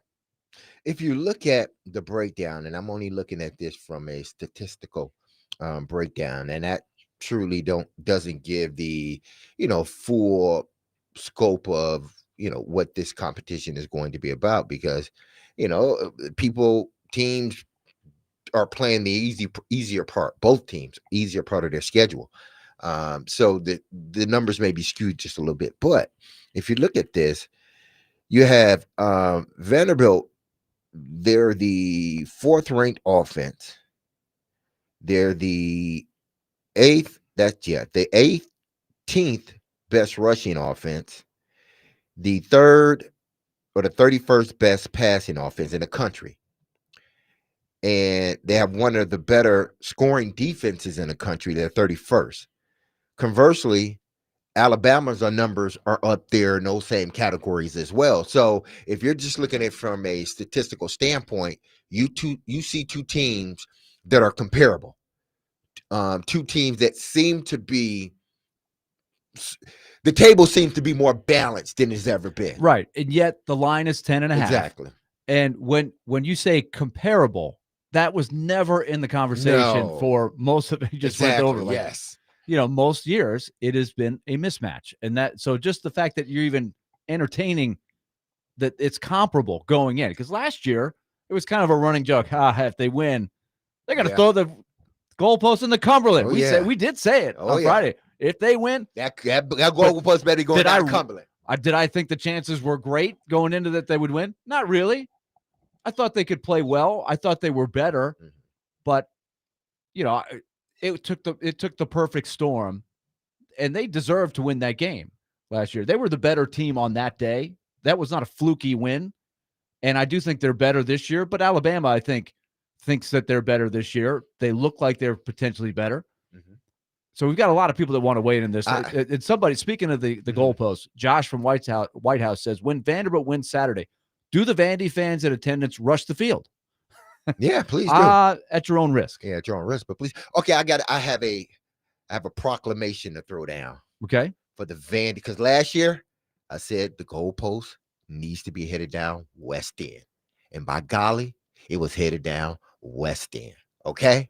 This year, when, not if, but when Vandy wins, alumni, if you can, students, all of you, line up down West End one by one till you get to the Cumberland, and I want everyone to sing the fight song. Everyone sings the fight song, okay? Or line up as far as you can down West End on the sidewalk, not in the street, people, okay, on the sidewalk, hands locked, singing the fight song. When Vandy win. I want that, Willie. I'm calling for that. We call for the goalpost. What happened? Goalpost. You ain't even got to answer that. Yeah. Rhetorical question. I want everybody to be locked in, arm to arm on West End, starting where the campus starts to, let's say, where the campus ends. Okay. Officially ends. Locked hand in hand on West End on both sides. Sidewalks, people. I'm thinking of logistics here. I don't know how we're going to do this, but we can do it, man. It can be done. Yeah. It can be done. They got to win the game first, but if they do, I'll be willing to do. Or everybody circle arms and lock around the university, one by one. All the students lock hands. As far I as don't know what they're going to do over there, but there will be some reaction if that happens. Oh, I love that. All right, let's 615-737-1025. Let's go to James in Ashland City. James, welcome in. It's always a pleasure to talk to you all. First of all, I want to say I'm a Tennessee fan, but that being said, my maternal grandfather, is probably rolling over in his grave because probably at least half of his grandchildren are Tennessee fans. And my grandfather was on that 1935 Vanderbilt team. He played from 35 to 39. And he's also just recently got inducted to the Cheatham County Sports Hall of Fame, which was, in my opinion, long overdue. But I digress. Congrats. Just wanted to throw that out there.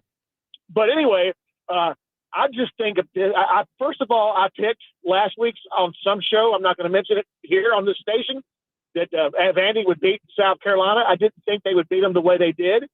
And I'm going to tell you right now, I think Alabama better be afraid because the way Vanderbilt plays, I believe they play up to their competition and not down like Tennessee does and a lot of times. And I just think Diego has just got something, that Johnny football mentality. And I don't know that Vanderbilt's going to win, but I promise you all, the way they play, I think it's going to be a really close game. And I'm going to predict Vandy wins at maybe a last-second field goal. And I'll hang up and listen. Thanks for taking my call, guys. All right. Thank you, James. 615-737-1025. Here's another historical fact, according to one of our texters. Bear Bryant's first paying coaching job was at Vanderbilt. There we under go. Red Sanders. Red Sanders. Oh, Red Sanders. That's a football name right there. Yeah, that was back in the day. No Red question. Sanders. All right. You get this. I've never heard this type of optimism. This is just so foreign. The belief, but it comes. This is where Pavia and Clark Lee in the background, in a different way, a very different way, has instilled belief. Like, I think the fans are echoing some of what the team shows. They believe that they have a very legitimate chance to win if they play well. Mm-hmm. And that was half the battle. There's a great article by Dan Wolken, who Yeah, I was was a about to Vanderbilt reference grad that, from Yahoo, and it's very in depth Mhm. about. It really gets into the culture. And when Dan was in school, Mhm. he was not far after I was in school, but the culture was different, especially for football. There was just this ingrained. You can't. Mhm. They're not putting the resources in. You Do they can't win in really Vandy, want to be yeah. in the SEC? How are they going to beat Alabama? Mhm. That all of these kind of things were festering. And Clark Lee and Candace Story, Mhm. Lee, different spelling, Yes. the athletic director, talked about as athletes who went through that, as students, have worked very hard to change that whole culture. And this is what you're seeing. And so it's interesting to watch. Now, they could go in there and get crushed Mhm. on Saturday because they're human. But they're just this alone, this belief and where they've gotten, the anticipation, the excitement is worth a lot. That shows you a lot of change. Yeah, it does. I mean, we got people. We got them lining lined up. Just wanna talk Vandy, I'm sure. Let's go. All right, so Yeah. we'll take a quick break. We'll come back and take more of your calls and texts, driven by WilsonCountyHyundai.com on DVD.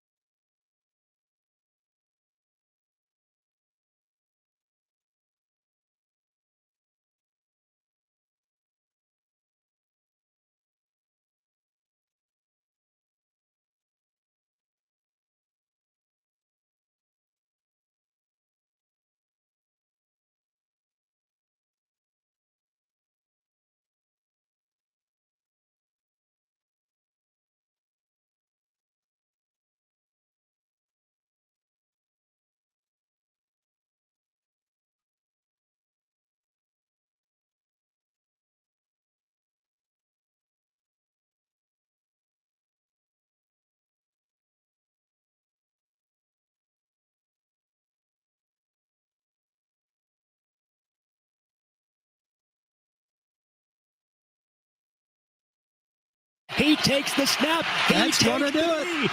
Vanderbilt Biggest wins win in it. Vanderbilt history. Is this real life? You bet. Vanderbilt beats Alabama for the first time in a generation. The greatest moment in Vanderbilt football history. It was a special moment last year, no question about it. Can they do it again? Their team is better. Alabama is at home. Alabama is coming off a big win at Georgia. Georgia never loses at home. Of course, Alabama has really had Kirby Smart and Georgia's number. We know that. But I don't know if I disagree at all with Andrew Allegretti at the time saying biggest moment in Vanderbilt football history, beating number one. I think there's definitely a case to be made for that, and it'd probably win. Recency bias thrown in there. This one, I think, is the most, because of that win last year and because of how well they've played this year, is, I think, the most anticipated game in Vanderbilt football history. Yeah. And as Adam pointed out, it's old hat for Alabama to have college football game day. This will be the 61st time. 61 times they've been involved in college game day. It's the second for Vanderbilt. But Vanderbilt is 1-0. They're 1-0. Yes. I was at the game, 2008. 615-737-1025. We're talking about what we think is going to happen here. My son, Mahoney Donick, born and raised, for better or worse, hardcore Vanderbilt fan. He's at Denison University up in Ohio. He called me last night and he said, "Dad, I got a problem. It's bad. I can't get anything done. I can't stop thinking about this Vanderbilt-Bama game." So it's gone up to Ohio. Oh, he's recruiting man. his buddies to jump on the Vanderbilt bandwagon. Who would have thought that was possible? All right, let's go back to the phones and the texts. Andrew in Nashville is up next. Andrew, welcome to the show. Hey, Willie. First off, I just need to check the vibes. What's the vibe check at the flagship of the Vanderbilt Commodores right now? What are we feeling? Well, you know, Coach Willie is measured. Coach Willie is very measured about this. However, I am confident that they are quite a bit better than they were last year. I don't know how it's going to play out. And we just got done with an exercise earlier in the hour, if people missed it. One of the things that probably doesn't get discussed that much is Vanderbilt is an older team. They've got a lot of graduate transfers. The disadvantage sometimes is you get guys that are maybe burnt out. Maybe they're just playing out the string, getting their graduate degree from a good school. That used to be some of the rap on that, but they're gelling and they're playing really well. And maybe that's a hidden advantage. The vibes are immaculate. The vibes are immaculate. We already got Derek Mason saying we're going to take everybody down Broadway That's once we right. get into the Cumberland. Ooh, I love it. And we also have Willie. Willie, we're going to check you in, right? You're going to be there? Oh, yeah. Are you kidding? When they win? Absolutely. If they win, I'm No, Willie, it's not if they win, it's when they win. Coach Willie's not when they win. But one thing I don't think we've talked enough about this year is how great Tim Beck has been for this Vanderbilt offense. I don't think he's shown all of his cards. I think he's enabled Diego Pavia to be Pavia. I mean, it's been tough to keep him in the pocket in years past, but the man is going to will this team to a victory in Tuscaloosa. I love the vibes in Nashville. This will be, mark it, fellas, this will be the biggest win in Nashville sports. Now, I know we got the AFC Championship, Derek. I know it was a big deal, but let's just go ahead and say that this is going to be top 2, top 3. If we knock off the Clemson Tide, I want to hang up, but boys, doors on top till I die. There you go. It would be. That that was a younger Vanderbilt fan. Remember, this is also bucking the stereotype of Vanderbilt's fans are all old. Man. No, they're young. Vanderbilt's fans are so old. Right here. That was a young guy with energy there. Exactly. He was ready, Willie. He's like, listen, this is what we're going to do. I do think that they are finally starting to get to some younger groups. I notice it when you go to the stadium, you can see it's becoming a younger crowd. And I think they have a chance to get a whole nother level of fans, kind of like Vanderbilt baseball did on a smaller level, if they can string together some success. But we'll see. Derek in Nashville says, "Hey, teammates, where's the Michigan State talk? Go green. Go white." Listen, I know they're 4-1. I get it. And they got a big game coming up this week that Chris picked. Gosh, I hate that he picked that game. But this is SEC country. I try to slip my Spartans in any chance I get or every once in a while, but this is SEC country, and Vanderbilt has owned the state of Tennessee. I'm not talking about the Vols people, okay? I'm just talking about the state of Tennessee as far as, the energy that's around this place, or at least Nashville.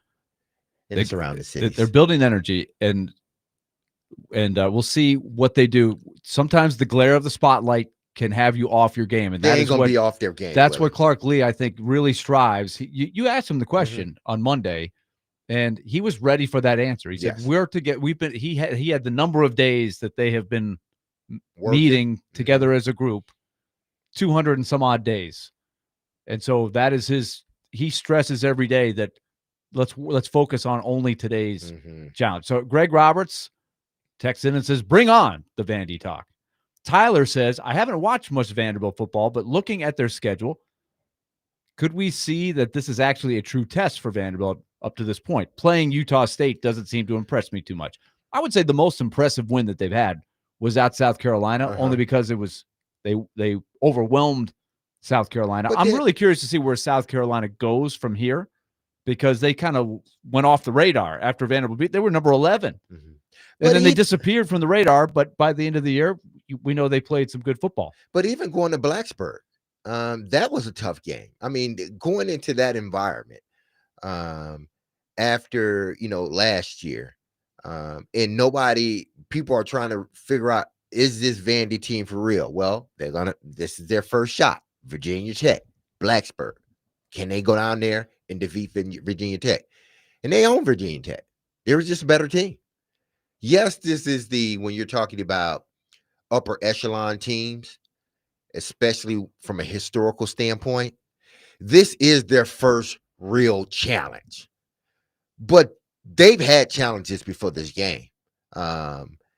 It's just, it's the team that we've seen and we believe, will they show up on Saturday? I have no doubt they will. Texture says, I am not a supporter of either team. Having said that, with all of the, quote, over the top Vanderbilt talk, you all are setting yourselves up for major disappointment. Wayne in Hoptown. Well, I mean, we got to talk about the team. Yeah. We're just throwing it out there. Yeah. What do you think is going to happen? This is not a pep rally. I want to hear from. We know they can lose. Oh, absolutely. Yeah. We've seen that it before. Yeah. They've done plenty of losing before. Exactly. That's for sure. But it's good. It's good to hear the different perspectives. I think this is the type of game that people around the league, the SEC, are going to make sure that they at least are keeping an eye on. Like Tennessee is off this weekend. Tennessee plays both of these teams down the road. Tennessee is thinking about playoffs. I'm sure they're going to be measuring both teams, saying, how do we stack up? Who's going to win this one? There's a lot of curiosity here. The ratings for this game on Channel 2, I would expect, would be enormous. David from Watertown. Hell, at the beginning of the season last year, when all the talk of the super conferences were going on, everybody was trying to figure out if Vanderbilt belongs in the same conference. That is absolutely 100% true. That there were people when Oklahoma and Texas entered the league, NIL was going, Vanderbilt was coming off a pitiful season where they were not competitive in any of the 8 games. By any of the 8 conference games, by the fourth quarter, it was pretty much over. You had to be squinting to see if there was any possibility that they could win the game. It just wasn't going to happen. So there were thoughts of, do they really want to be in this new, quote, professional super conference? So good perspective from David there. Texter text, the song Let's Go Crazy by Prince was the #1 song in the United States the last time Vanderbilt beat Alabama at Alabama. Okay. Hey, I had Purple Rain. Yeah, I had Purple Rain, the tape. Rain. I wore out that tape. Ooh, I saw the movie, everything. Shouldn't have saw the movie at that age, but I did. And I'm a little older than you, so I probably shouldn't have been watching that movie. I was in that curious teenage, like, ooh, what's going on in this movie? Do you have my friend's house had the movie channels? Yeah, you got Cinemax, don't you, Billy? Yeah, I do. As a matter of fact. Hey, you mind if I come over Friday night? There's this Sure, come great on movie over. on. Oh Your parents man. gonna be home? Oh man. Apollonia. There Hello. you go. Let's see what else we got here. We got a lot of people rounding out the text here. Willie, you keep saying that Vanderbilt is a better team than Alabama. I have not once said that. When did I say Vanderbilt is a better team than Alabama? Did I say that? Let me say this. I think I said yesterday, from what I've seen up right to this day, everything that both teams have done, I think Vanderbilt right now has a better team than Alabama. And that's right. From what I've seen of both teams. This is Matt from Paris. I'm glad you said that because Coach Willie would never be quoted as saying that. Especially when Vanderbilt is a 10.5-point dog. Exactly. Absolutely. But Matt says if you go up and down the roster and compare position by position, I can't understand how you would think Vanderbilt is a better team. Please explain. But that is the intrigue of this. We were talking about the older nature of the roster. Absolutely. Alabama there were some doubters about Alabama for a while, but some of their young talent is really coming on. And they obviously looked great last week against Georgia and were able to find a way to beat one of the toughest teams when you're playing in Athens. Like, it's almost impossible to win there, and they did it, which is just adding to the hype and the intrigue of this game. Yeah, and that's why when I look at Vandy and I look at Alabama, listen, I get Alabama have more stars on their team when you're talking about 4-star, 5-star. I get they have more of those guys or guys that have the potential to be, NFL players and top pick. I get that. But a lot of their talent is young. Vandy is winning because they have experience. They've been together. They're older guys. That's why I look at Vandy in Tennessee, Vandy in Alabama, their teams, and I say, well, Alabama may be the most talented team if you just look at the youth and where these guys were ranked when they came out. They have the most talented team, but I think at this point, from what I've seen, the most consistent and better team has been Vanderbilt. Now, it can change this weekend, but from what I've seen, the most talent is with Alabama. But the consistency has been with Vandy. Other texter says, you guys have to chill with the delusion today. LOL. Matthew from Jolton says, I'm a Michigan guy. Go blue. Well, just throwing that in there. See, listen, you have no right. No right to get on our text line and spew anything about Michigan, okay? Go green. Go white. Okay. That's right. Erase that one from me. All right, and finally, we'll end with this one. As an Alabama fan, I will say this game has me worried. But I will also say that I agree with Jake Lyman. So Jake, his show is from 9 to noon each day. He's sweating it out right now with the Detroit Tigers. Speaking of that, Joe Rexrow will join us at 5:20. Jake Lyman said, if Vanderbilt goes into Tuscaloosa and wins and Pavia has a great game, he should be in the Heisman discussion. Well, right now, if you look at odds, Diego Pavia is already on the radar, just how he's played so far. He's 20-1. But how do you win the Heisman? You play big when the spotlight is the biggest. That is how you get. It's a vote. There's a popular vote element to it, as well as the stats and all of that stuff. So this would be, and then there's a lot of football to be played after this week. They got LSU as their next game. They got to go to Texas. They've got a gauntlet of games they got to play. So first things first. And then final text, Bama 42, Vandy 21. Okay. So we balance the discussion here. Yeah. But this was great stuff. We got a lot of attention to this. Thank you for all you that have jumped in there. We're going to switch gears. We'll talk. We got some numbers about Cam Ward. We're also going to go over the injury report for the Titans. It looks bleak again, but you already knew that. But the question is, how do we define how bleak? And do they have any hope? How do they get through this fire? That is the key. Get through the fire with Cam in one piece. 5 o'clock hour on DVD is coming back.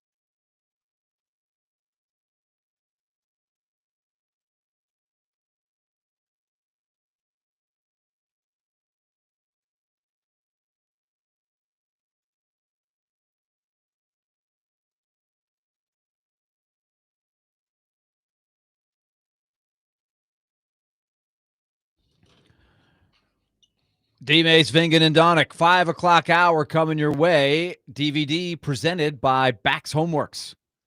BAXHomeworks.com. Bax Homeworks remodeling done right. Get a free estimate at BaxHomeworks.com. Financing options available to make your remodel easier than you think with Bax Homeworks. Glad to have them aboard as our sponsor. And we're broadcasting from the Busy Bee Plumbing, Heating, and Air Conditioning Game Nashville Studios, home of the $99 yearly Beehive membership, where the buzz is always about great service. Okay, Joe Rexroad's going to join us at 5:20. We're going to go around the horn with him on some of the hot button topics throughout the week that we've hit. A little bit of Titans, a little college. We'll get his take on Vanderbilt, Alabama. So a lot to discuss. We've got some numbers on Cam Ward because here's the deal right now. We can bellyache all we want on a show like this and take the low-hanging fruit every day and just say, okay, everybody, just vent. Talk about how bad the Titans organization is and you want Amy Adams to sell the team and nobody knows what they're doing and they need to fire the coach. We try to give you some different layers and try to focus on where to go from here. We know it is a gasoline fire right now. Would that be an apt way to discuss it? That doesn't really give you a ring the bell. Nah. There's no deep vocabulary there. It's a gasoline fire, right? And so in this fire, are you going to allow your young quarterback to burn down? Or can you get him a gasoline suit and get him through this fire where he is going to come out stronger and you're going to build this roster? Because that is what you face. You are where you are. And we can take texts all day long. If we ask for them, they'll be there. Somebody will text and say, who cares if they have the first pick? They don't know what to do with the draft picks anyway. Right? There's just this fatalism. And I get it. They have lost 10 games in a row now. I've lost track. They're 9-36 since they were at, I don't want to say the peak of their run, but they were in the window at 7-3. We all remember it. The win in Green Bay and Aaron Rodgers.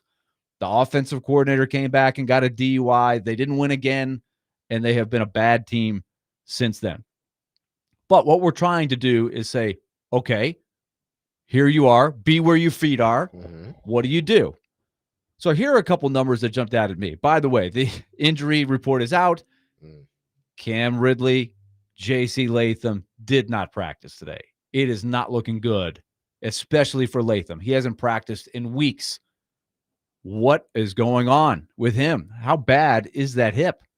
Ridley, I don't know the extent of his either, but we know as flawed as he is, probably still a guy you'd like to have in there.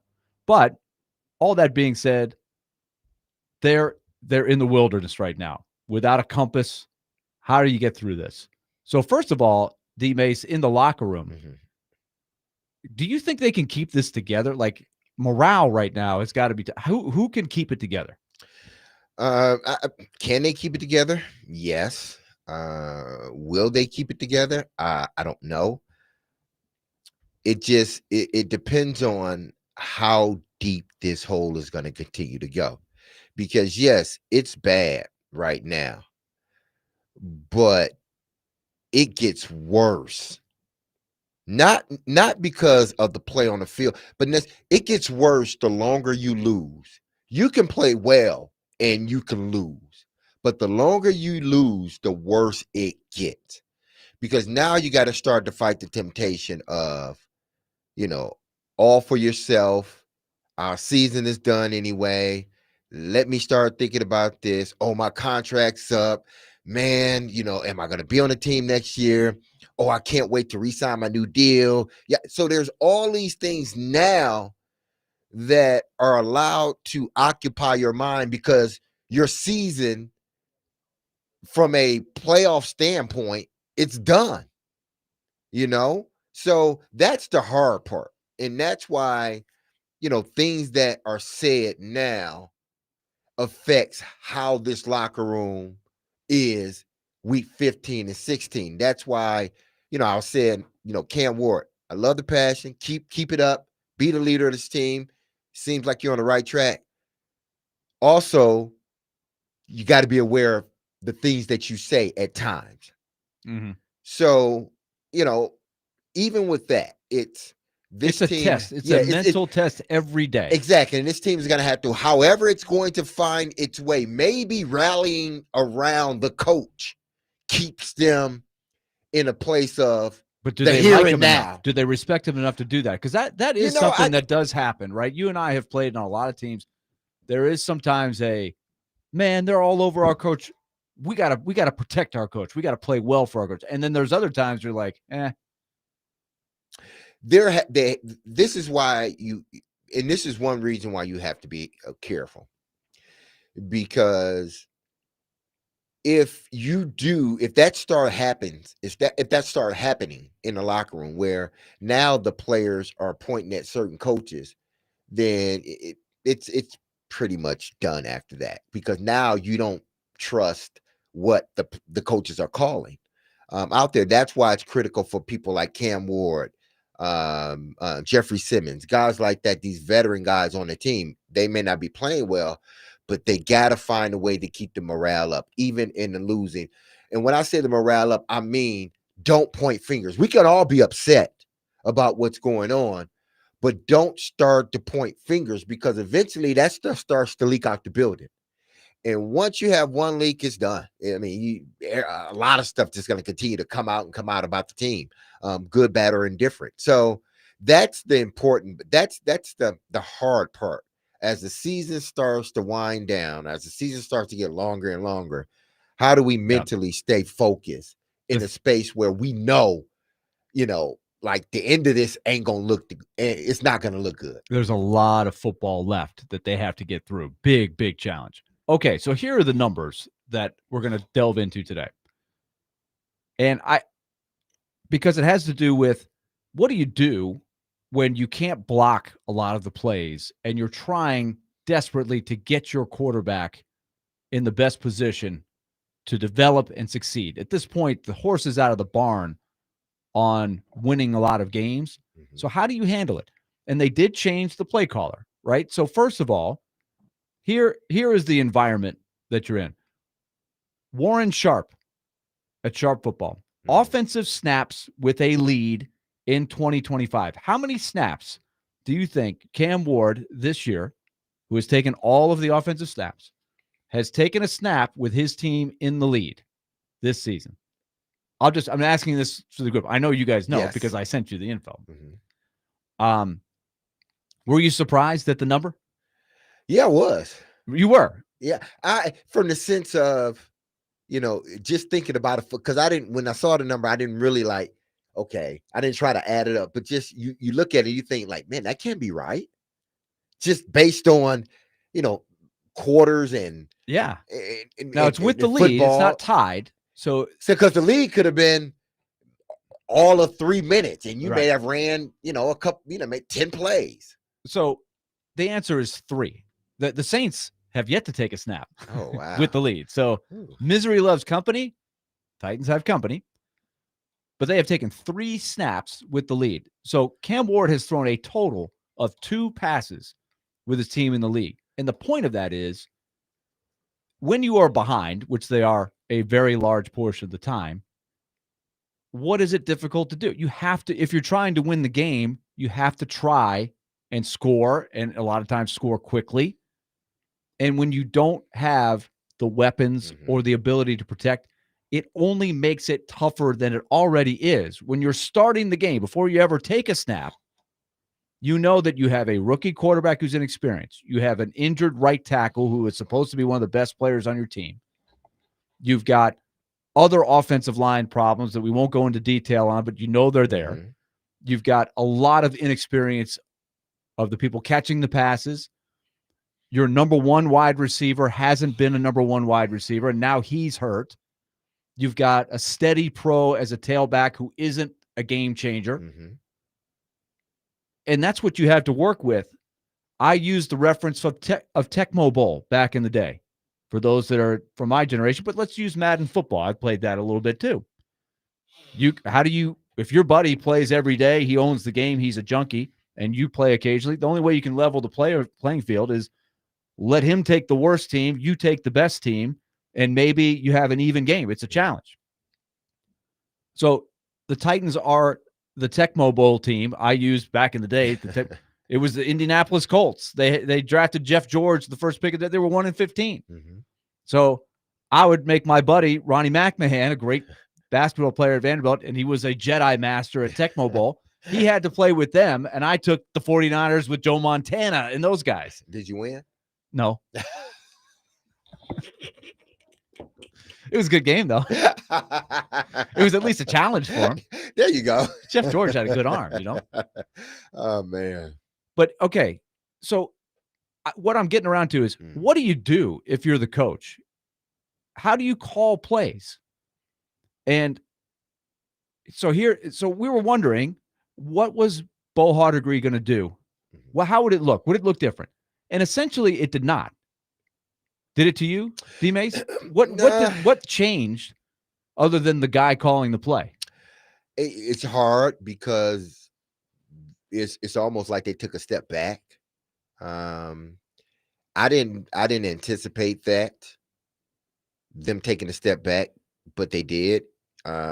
It didn't seem, they could never get in the flow of the offense, and when they did, they didn't take advantage of it. I think those 2 missed field goals really, from a psychological standpoint, I think that had an effect on them somehow, some way, because when you have those drives and don't get any points out of it, I mean, come on, that you can't have that, especially in a closely contested game. Not that both of y'all are juggernauts or anything. Both of y'all bad teams, but it was the battle of the bad teams, the OFA teams. So, I mean, it didn't look different. You hope this week that it does, but it's not going to look different. The only way it's going to look different is the guys that they are dependent on play different. That's basically it. And now they the might, way we look not at it, have Calvin Ridley. may not be out there, or if he is, he's not 100%. Okay, so here's another thing that gets talked about a lot, right? When you're in this situation, is are you going to change it up a little bit? The shotgun. Dan Orlovsky was the one that sort of clued us into this. He said they need to make sure that they keep developing Cam Ward through this mess. And you can't get, quote, shotgun happy. If you like the shotgun, you're going to really love the game against the Cardinals, because these are the 2 highest percentage of the time teams in terms of running the shotgun. The Titans have run the shotgun with Cam Ward 79% of the time. Wow. 79%. Basically 4 of every 5 snaps are from the shotgun. The only team that has more shotgun is Kyler Murray and the Cardinals. And that's neither here nor there. So if you like the shotgun, tune in on Sunday. That'll be a reason to tune in. Bunch of shotgunning going on. A lot of shotgun. But I guess I want to ask you, D-Mace, should they be thinking about, and some of that, where it goes with that too, is you can't take the snap from center and run play action. You can't go some of the old school stuff with the 2 tight ends. They're not doing a whole lot of that. And it didn't change with Hardegree calling the plays. Do they need to rethink that a little bit? They need to try to do whatever they can to help Cam develop. Try to find, and that's what they have been doing. So I'm not going to sit here and say, oh, no, all of a sudden you need to be doing it. I think that's what they've been trying to do. But because of the lack of, talent on a team, or this team, not having enough, players at the top half of their roster, that he's struggling. And, in order to develop, you got to have people you can develop with. They also have the lowest, I don't want to get into the weeds of what it means, but EPA, expected points added, it's an analytic stat. They rank the lowest. The efficiency out of the shotgun is the lowest in the league. So that would be another theory as to they need to change it up a little bit, do something different. But it makes me wonder if they're trying to keep Cam Ward in the comfort zone, because he ran a lot of shotgun at Miami, and they want him to do, keep it simple, but do it well. But I feel like the tendencies have to be pretty easy to see for the opposition right now, when you're going to see a lot of shotgun, and you don't really have anybody you got a key on. that is the only way, I think, because we want to see more underneath center. But just because I want to see it doesn't mean it's going to happen. You know, and in order to see it, you got to be able to do it or think you can do it. They can't even see it because they know they can't do it. At least not to a point where the numbers start to balance up a little bit more. Cam Ward is in a, it's almost like he's in a defeated position. Not that he's defeated, but I'm saying he's in a defeated position. Because you want to try to develop it and do all these things, underneath centers, all these things. But he can't do it. Why? Because the guy's up front and people are not helping him. So I got to be able to see things now. So me going underneath center, turning my back to the offense, I need to be as far away from the offensive line when the ball is snapped as possible. And I need to be able to see it. No, seriously. Yeah. And if I can do that, then I'm part good. Part of it is they're so often in 2nd and 8 and 3rd Absolutely. and 8. And So you get kind of have pushed into the quarterback. So the only way that it seems like I've been able to somewhat give my quarterback an opportunity is I put him in shotgun. Well, this leads me to the last part of this, and we're late to the break. We got to get Joe on here, but there was a 3rd and 12 in the game, and I can't remember exactly the situation. There was this happened a couple times where it was basically a giveaway. They either played for the field goal or they just said, you know what, we're going to run a draw play, and we're probably going to punt it here, even though they were behind in the game. And they got asked, rightfully so, hey, aren't you trying to win the game? But I do feel like that's a dilemma when you're 3rd and 12 and you know you can't block a very tough front. You know you're compromised on the offensive line. You got a rookie quarterback. I can see the thinking there. And that is, you have to then take the heat of you're not trying to win the game. Mm-hmm. But if you sit there and say, okay, let's call a play. Let's see if we can block. We know we can't, but let's see if we can sling it down there. And you usually get sacked or, you know, it's covered. That's a tough dilemma, I think. I'm just pointing out how challenging it would be to call plays for this team right now. Yeah, and I know, but I got to say this quickly. I know it is, but what do you want him to do? He's trying to protect his quarterback. 3rd and 12, you've had 3rd and 12 before a bunch of times. 3rd and long, you couldn't get anything done. The quarterback running around for his life. So I know people want him to do more and be more aggressive, but I'm not going to be aggressive if I ain't got nobody to protect my quarterback. All right, when we come back, we'll get Joe Rexroad in on this discussion. What would he do if he's calling the plays? How would you do it? 615-737-1025. You're listening to DVD here on 1025 The Game.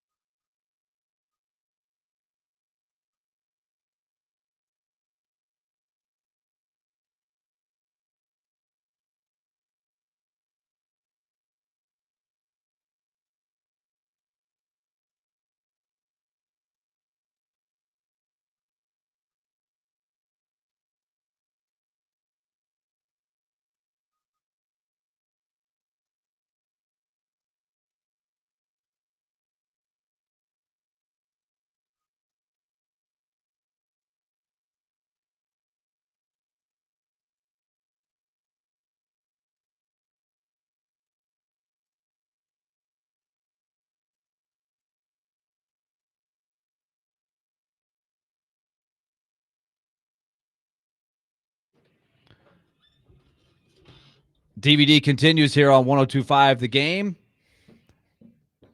We have got a special guest on the line, Joe Rexrode, and I know he's got a little pep in the step because his beloved Detroit Tigers were in a swoon for a couple of months, but they have advanced. They have moved on. They have eliminated the Cleveland Guardians. They broke out offensively today. Cubs lead the Padres 2-0 at Wrigley right now. But, Joe, how do you feel? Oh, my goodness. I would be so miserable if we would have blown that game. Survive in advance, teammates. Survive in advance, baby. That's all you need to do. I don't care how you win, just advance. That's right. Just notice you get in, anything can happen for sure.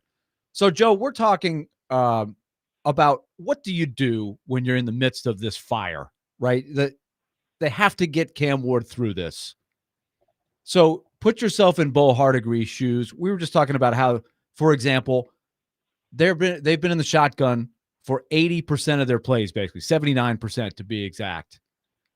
They haven't really diversified. Not much look different from Bo Hardegree. They're constantly behind. They've taken 3 snaps all year when they have the lead, so they're constantly moving uphill. We know about their compromised roster around him. So if I throw that to you, what are the things that you're thinking about to try to get them through this as best as possible? And so from a Bo Hardegree play calling perspective, yes, yeah. Well, I mean, to me, I think play action is just a good thing to use a lot. I mean, I could say for a young quarterback, but I think it's a good thing for any quarterback. And obviously, it's better if you can run the ball, which I still think the Titans.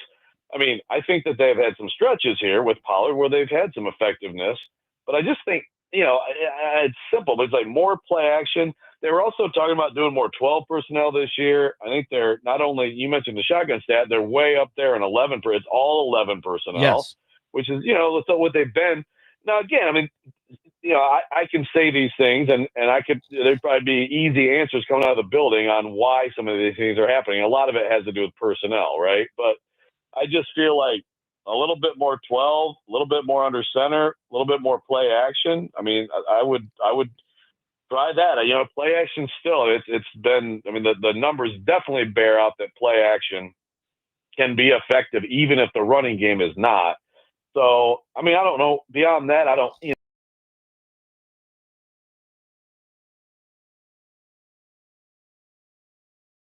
stats, but they were averaging 3rd and 9.5. Like you've just got to find a way to get yourself in 3rd and 3 and 3rd and 4 sometimes.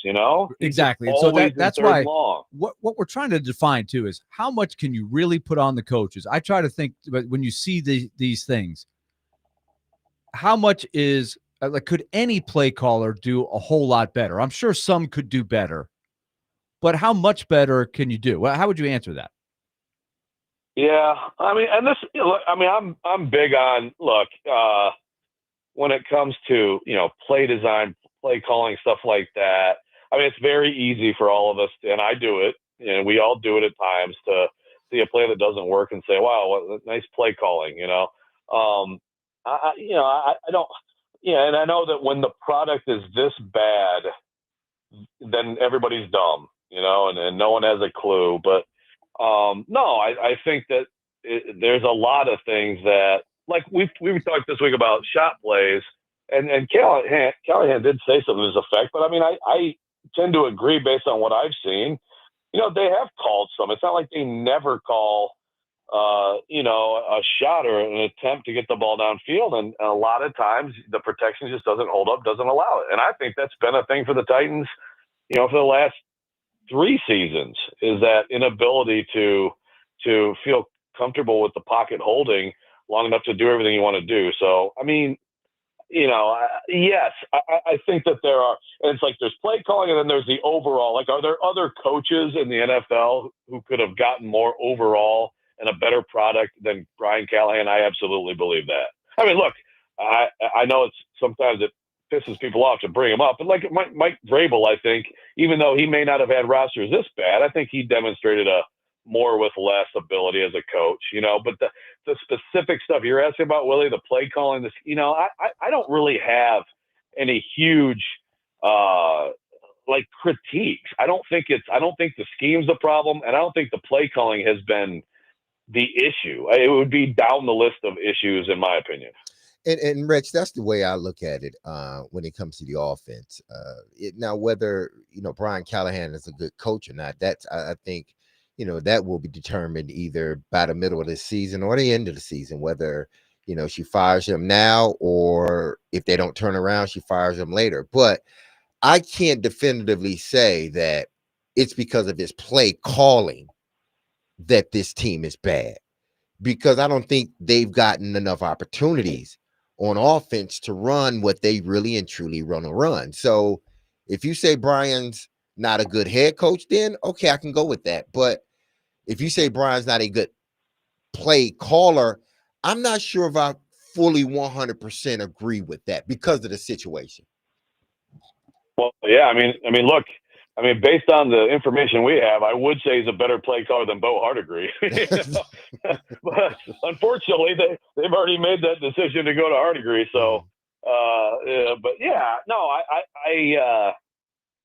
do think, like, sometimes you can see it. Obviously, a McVay is the obvious, but like an Andy Reid too.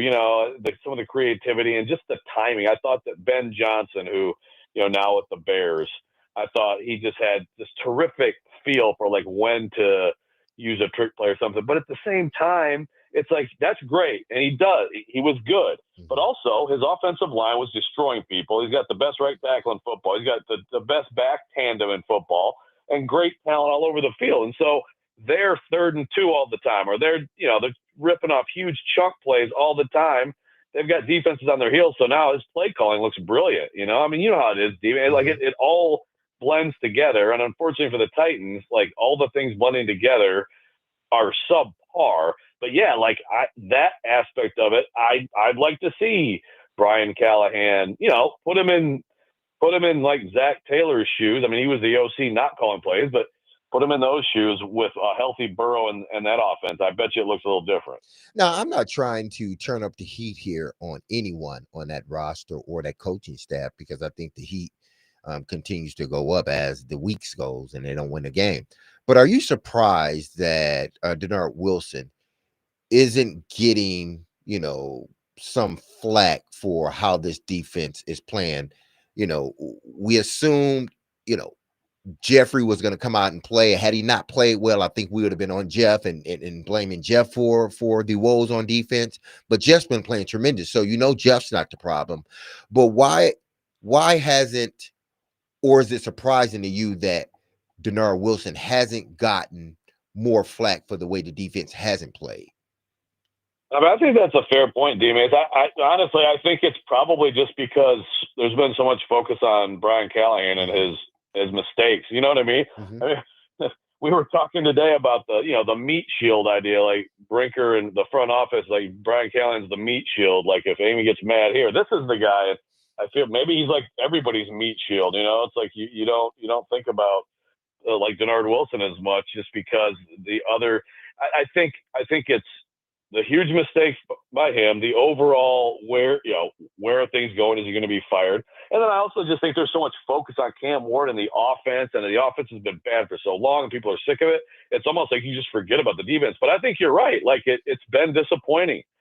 And I thought the defense played well, a lot of that Denver game. I mean, it's had some stretches of playing well, and it played well until it just basically caved in Sunday at Houston. But overall, yeah, you're right. It's been bad, and it's been bad with Simmons. Like you said, I think this is the best Simmons has played since 2021. So, yeah, I mean, look, I think it's been – Denard Wilson, I don't think really minced words this week, and basically calling out L'Jarius Sneed, like, not realizing you have to play outside leverage. It's quarters on the huge play, and he plays inside leverage. And he also doesn't get the safeties in the wrong coverage. There was another play where they give a big play where it looked like L'Jarius Sneed was the one guy who didn't have the coverage right. But that still comes on the coach too, right? And that comes on the coordinator to get it all together. So I think it's a fair point, but I think it is just all the other bigger issues with the Titans. Now, Tajay Spears, he's eligible to come back. He will start practicing pretty soon here, and I'm sure they're going to try to get him back on the field as quickly as possible. With that being said, how much? Listen, and I'm not trying to say that Tajay Spears is, this X factor in the offense. Is he a good player? Has he shown flashes? Absolutely. I want him to be more consistent, but he's been injured. But having him come back off his injury and potentially being ready in the next 3 weeks, do you think that changes the dynamic of their offense? It may actually help Cam Ward. Yeah, I mean, I think a little. I think as a nice little outlet in the passing game, he's a little more effective than Pollard. So I think maybe a little bit of a security blanket for Cam Ward, on some third downs and stuff like that. But I don't know that it really changes the math that much. It'd be great for the Titans, and obviously there was all this talk, all the work he put in, he looked better. They were going to try to maybe be a little bit more equitable with the workload, but I just think Tony Pollard, like if I have a running play on the Titans based on everything I know, I'd rather Tony Pollard run it than Tajay Spears, and I think it's probably still just going to be mostly like a third down back roll. So like maybe it'll help a little bit, but I like changing the math overall. I mean, to me, that's like Ridley playing like we have seen him play in the past, and maybe getting DK a little bit more opportunities or something like that. I think those things would be more important, and just guys catching the ball and being on the same page with Cam Ward more. Joe Rexro is with us, Robbie and Rexro. Real quick, Joe, before we let you go, you're a neutral observer. You haven't been in this area that long compared to some. Give me your perspective on Vanderbilt and Alabama this weekend. Yeah, well, I'm pumped. I'm going to be there, and I can't wait. And I mean, look, I was thinking about this, Willie. I'm coming up on 10 years here. I've covered a ton of Vanderbilt home games. I've covered one Vanderbilt, well, other than Knoxville, one Vanderbilt road game, which was at South Carolina, but that was like with the Titans trip kind of combo thing. You know what I mean? So it's like you're not even used to covering like a Vanderbilt game on the road. Obviously, they're on game day, which is the second time ever. And when you're the road team on game day, that is a huge respect thing. You think about that. Like, they don't put bad teams on the road again for like some blowout. You know what I mean? Mm-hmm. But no, I'm just so excited. And I still wonder if their defense can hold up because I think Alabama's really rounding into form. I really like the way Ty Simpson's playing. But, man, Diego Pavia, who's of course out there talking all the trash, and the offense. I mean, I think they're gonna move the ball, have success, and score points. So I think that's what they need to do. Is that they're gonna have to me, win like a 34, 31, 38, 35 kind of game would be my guess. But I just, I'm keeping an open mind. I still have these like the doubts about the defense, and also the fact that they beat them last year, obviously, and everything. But it's incredible. And even if they lose this game, you look at their schedule, it looks different now, at least to me, than it did going into the season with some of those teams, especially LSU and Texas, who I thought would be way better. So even if they lose this game, competitive showing, they're right in there battling for a playoff spot. Pretty exciting. Joe, thanks for the extra time. Thank you. We appreciate you going around the horn with us and get a little rest, celebrate the Tigers' victory, and then on to Seattle. Go Tigers. Bless you, boys. Right, D-Mates? Yeah, you know it. Oh, going back. I have actually read that book. That's pretty good stuff.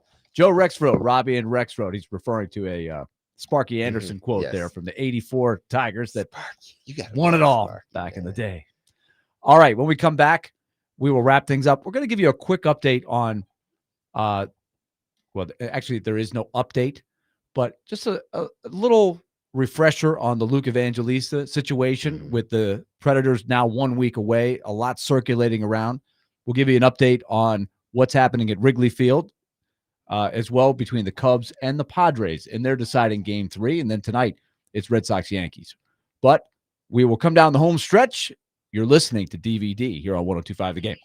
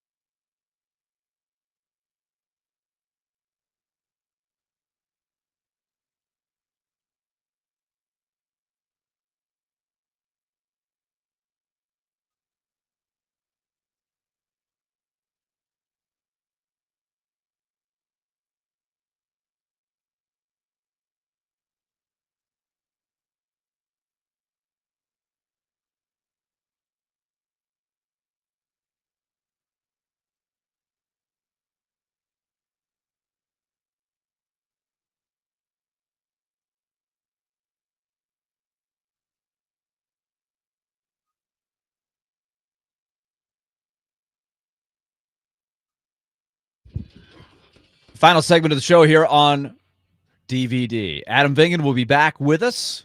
And remember, we're always broadcasting from the Busy Bee Plumbing, Heating, and Air Conditioning Game Nashville Studios, home of the $99 yearly Beehive membership, where the buzz is always about great service. Our thanks to Joe Rexrow for coming on with us today, Mitch Light. We've had a great show. A quick note on the Predators issue, which is right now the holdout of Luke Evangelista. I would encourage those, because this is going to be a short segment. We don't have a lot of time left in our show. But if you are really wanting to get some detail as to why this is happening, why is Luke Evangelista holding out beyond the simple business part of it? Like, yeah, he's holding out. But if you want details on how the negotiation has gone, who's asking for what, I would encourage you to go back and listen on our podcast, Preds Insiders. Adam Vingan and Adam did some tremendous research on the comparables for Luke Evangelista, what they make, and then we break down, are those great comparables? What is actually the comparison between the comparables of Luke Evangelista and what the factors are, what Luke Evangelista's production is, how comparable is it? Why do the Predators feel the way they do? There's more detail there, but as it festers here, Derek, I've been surprised with some of what's going on. I think looking nationally, it's clear that with Luke Evangelista's agent, who happens to be the same agent as Roman Josi, they are starting to definitely try to work the media to try to create some outrage. For example, Frank Saravelli had a very passionate kind of tweet yesterday saying, what's the deal here? Why not just end it? 2 years times $3 million per year, done. It'll be over. Which basically signals that that's what the agent is trying to put in the smoke signals out there. Yes. Get the offer to 3, and which tells you the Predators have not gone to $3 million per year. But some of the stuff, and I will start by saying I am a huge fan of Luke Evangelista. Everybody likes Luke Evangelista, including the media. Yes. A lot of the fans. He's great with the media. We want to see this come out well for him. He's a good person, and he's a promising player. They need him. But some of the takes, I think, have been a little bit crazy. Like, for example, here is another thing that goes back to Frank Saravelli, who is a national writer, podcaster, and he's with Daily Faceoff, a really good source of info. He's really good at what he does. Frank Saravelli, this is from NHL Rumor Report. A lot of people are looking at this. Luke Evangelista's contract standoff. The first offer that came from the Predators, according to Saravelli, was 2 years times $1 million per year. Now, D-Mace, you've been through negotiations. I have as well. You have an agent. What relevance is the first offer that somebody get? Let's take for fact that that's true. I don't know if it is, but let's say it is. Have you ever been lowballed on the first offer? It's not going to end like that. But that's negotiating, isn't it? Yeah, as a part of negotiating. That's totally irrelevant to me. Even if you are, quote, this elite player, the organization is still going to try to save some money. They're going to try to, hey, if you believe you are worth $1 million, they're going to offer $500,000. That's just the way it is. And then they will work their way up to $1 million. Or they may start at $700,000. They may work their way up to $1 million. But hey, I'm gonna throw it out there. If you want to take it, then okay, we'll say, hey, great. We don't expect you to take it, but if you're gonna take it, then take it. But it's a part of negotiation, and it's obvious that the Predators want Luke here. And yet he's a restricted free agent that is not eligible for arbitration. So the Predators have the leverage. There's nowhere for Luke to go other than to hold out, which is what he's doing because he doesn't feel like he's gotten an offer that's fair yet. My thing would be, my advice, or sort of, what I would say to him is this, because contracts get contentious, and that's why players, whether the business or not, you don't want to. A lot of times, guys are not sitting in a room going over their contract with the GM because there are a lot of things that are being said back and forth that doesn't need to come to the player. And the agent deciphers through all that stuff, and he's an advocate for his player. But I would say, one, how much do you love, not the city, but how much do you love this team? We know you like the city. The city loves you. And we know you like the city. I love the city. But how much do you love the guys in the locker room? And how quickly do you want to get on the playing surface to show these guys that you are with them? Because each day you are not there, not that they don't believe that you want to be with them, but they're moving on anyway. And those people, now you've opened up an avenue for those younger guys to come in. And even if they sign you back, if these guys have shown that they're ready to go, you may lose some playing time, or you may lose your order, as far as lines. So I would say, think about that, think about how you want to develop as a player, because you're not developing when you're not playing. You're just not. So think about all, and I understand the money. I get that, but can we come up with a happy medium that will be both satisfying to the player as well as the organization, knowing that this is only a 2-year deal? Let's just say that 2-year deal. And if you play these 2 years out, you're still young enough that now you can get that bigger contract, and the salary cap is going up. I'll try to make this as short as I can. There are a couple of comps that have been brought up and Adam did the research on this, of guys who have roughly the same amount of points as Luke Evangelista at about the same age. Will Cooley is one. Tyson Forster is one for the Flyers.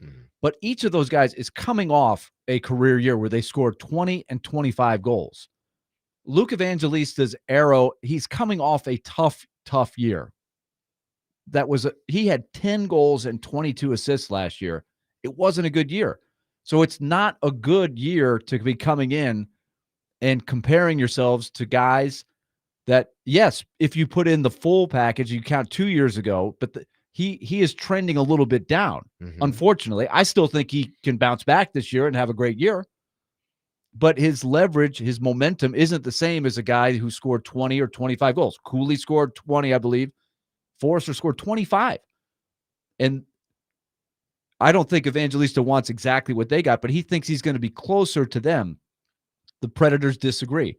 But it's completely irrelevant to tweet out there the first offer that came from the Predators was 2 times $1 million. That has nothing to do with anything. It's a lot. They've worked their way to a point now. Clearly, the Predators are under 3 and probably closer to 2.5. And if the smoke signals from Saravelli are accurate, Evangelista wants 3. And it comes down to, and Derek, you just gave a great perspective on if you're the player. I'm sure Luke Evangelista deep down is like, please, can we get this done so I can get here? He wants to get here and play. He can be in the top 6 on this particular team, at least in the top 9. He's going to get an opportunity, but he's got to be here to do it. In the long-range plan, he could make a ton of money. The cap is going up. If he has a great year this year, he'll make a killing over time. This is not a personal thing. I see everybody, Barry Trotz must not like Luke Evangelista. He didn't draft Luke Evangelista. That's got nothing to do with it. He had 10 goals and 22 assists on a team that struggled last year. They've got a lot of young players, about a year or 2 years younger than Evangelista, who are wingers that will be competing for that spot down the road. Those are key guys. They can't all be here. But this is Evangelista's window this year to jump in and play a role where he can produce.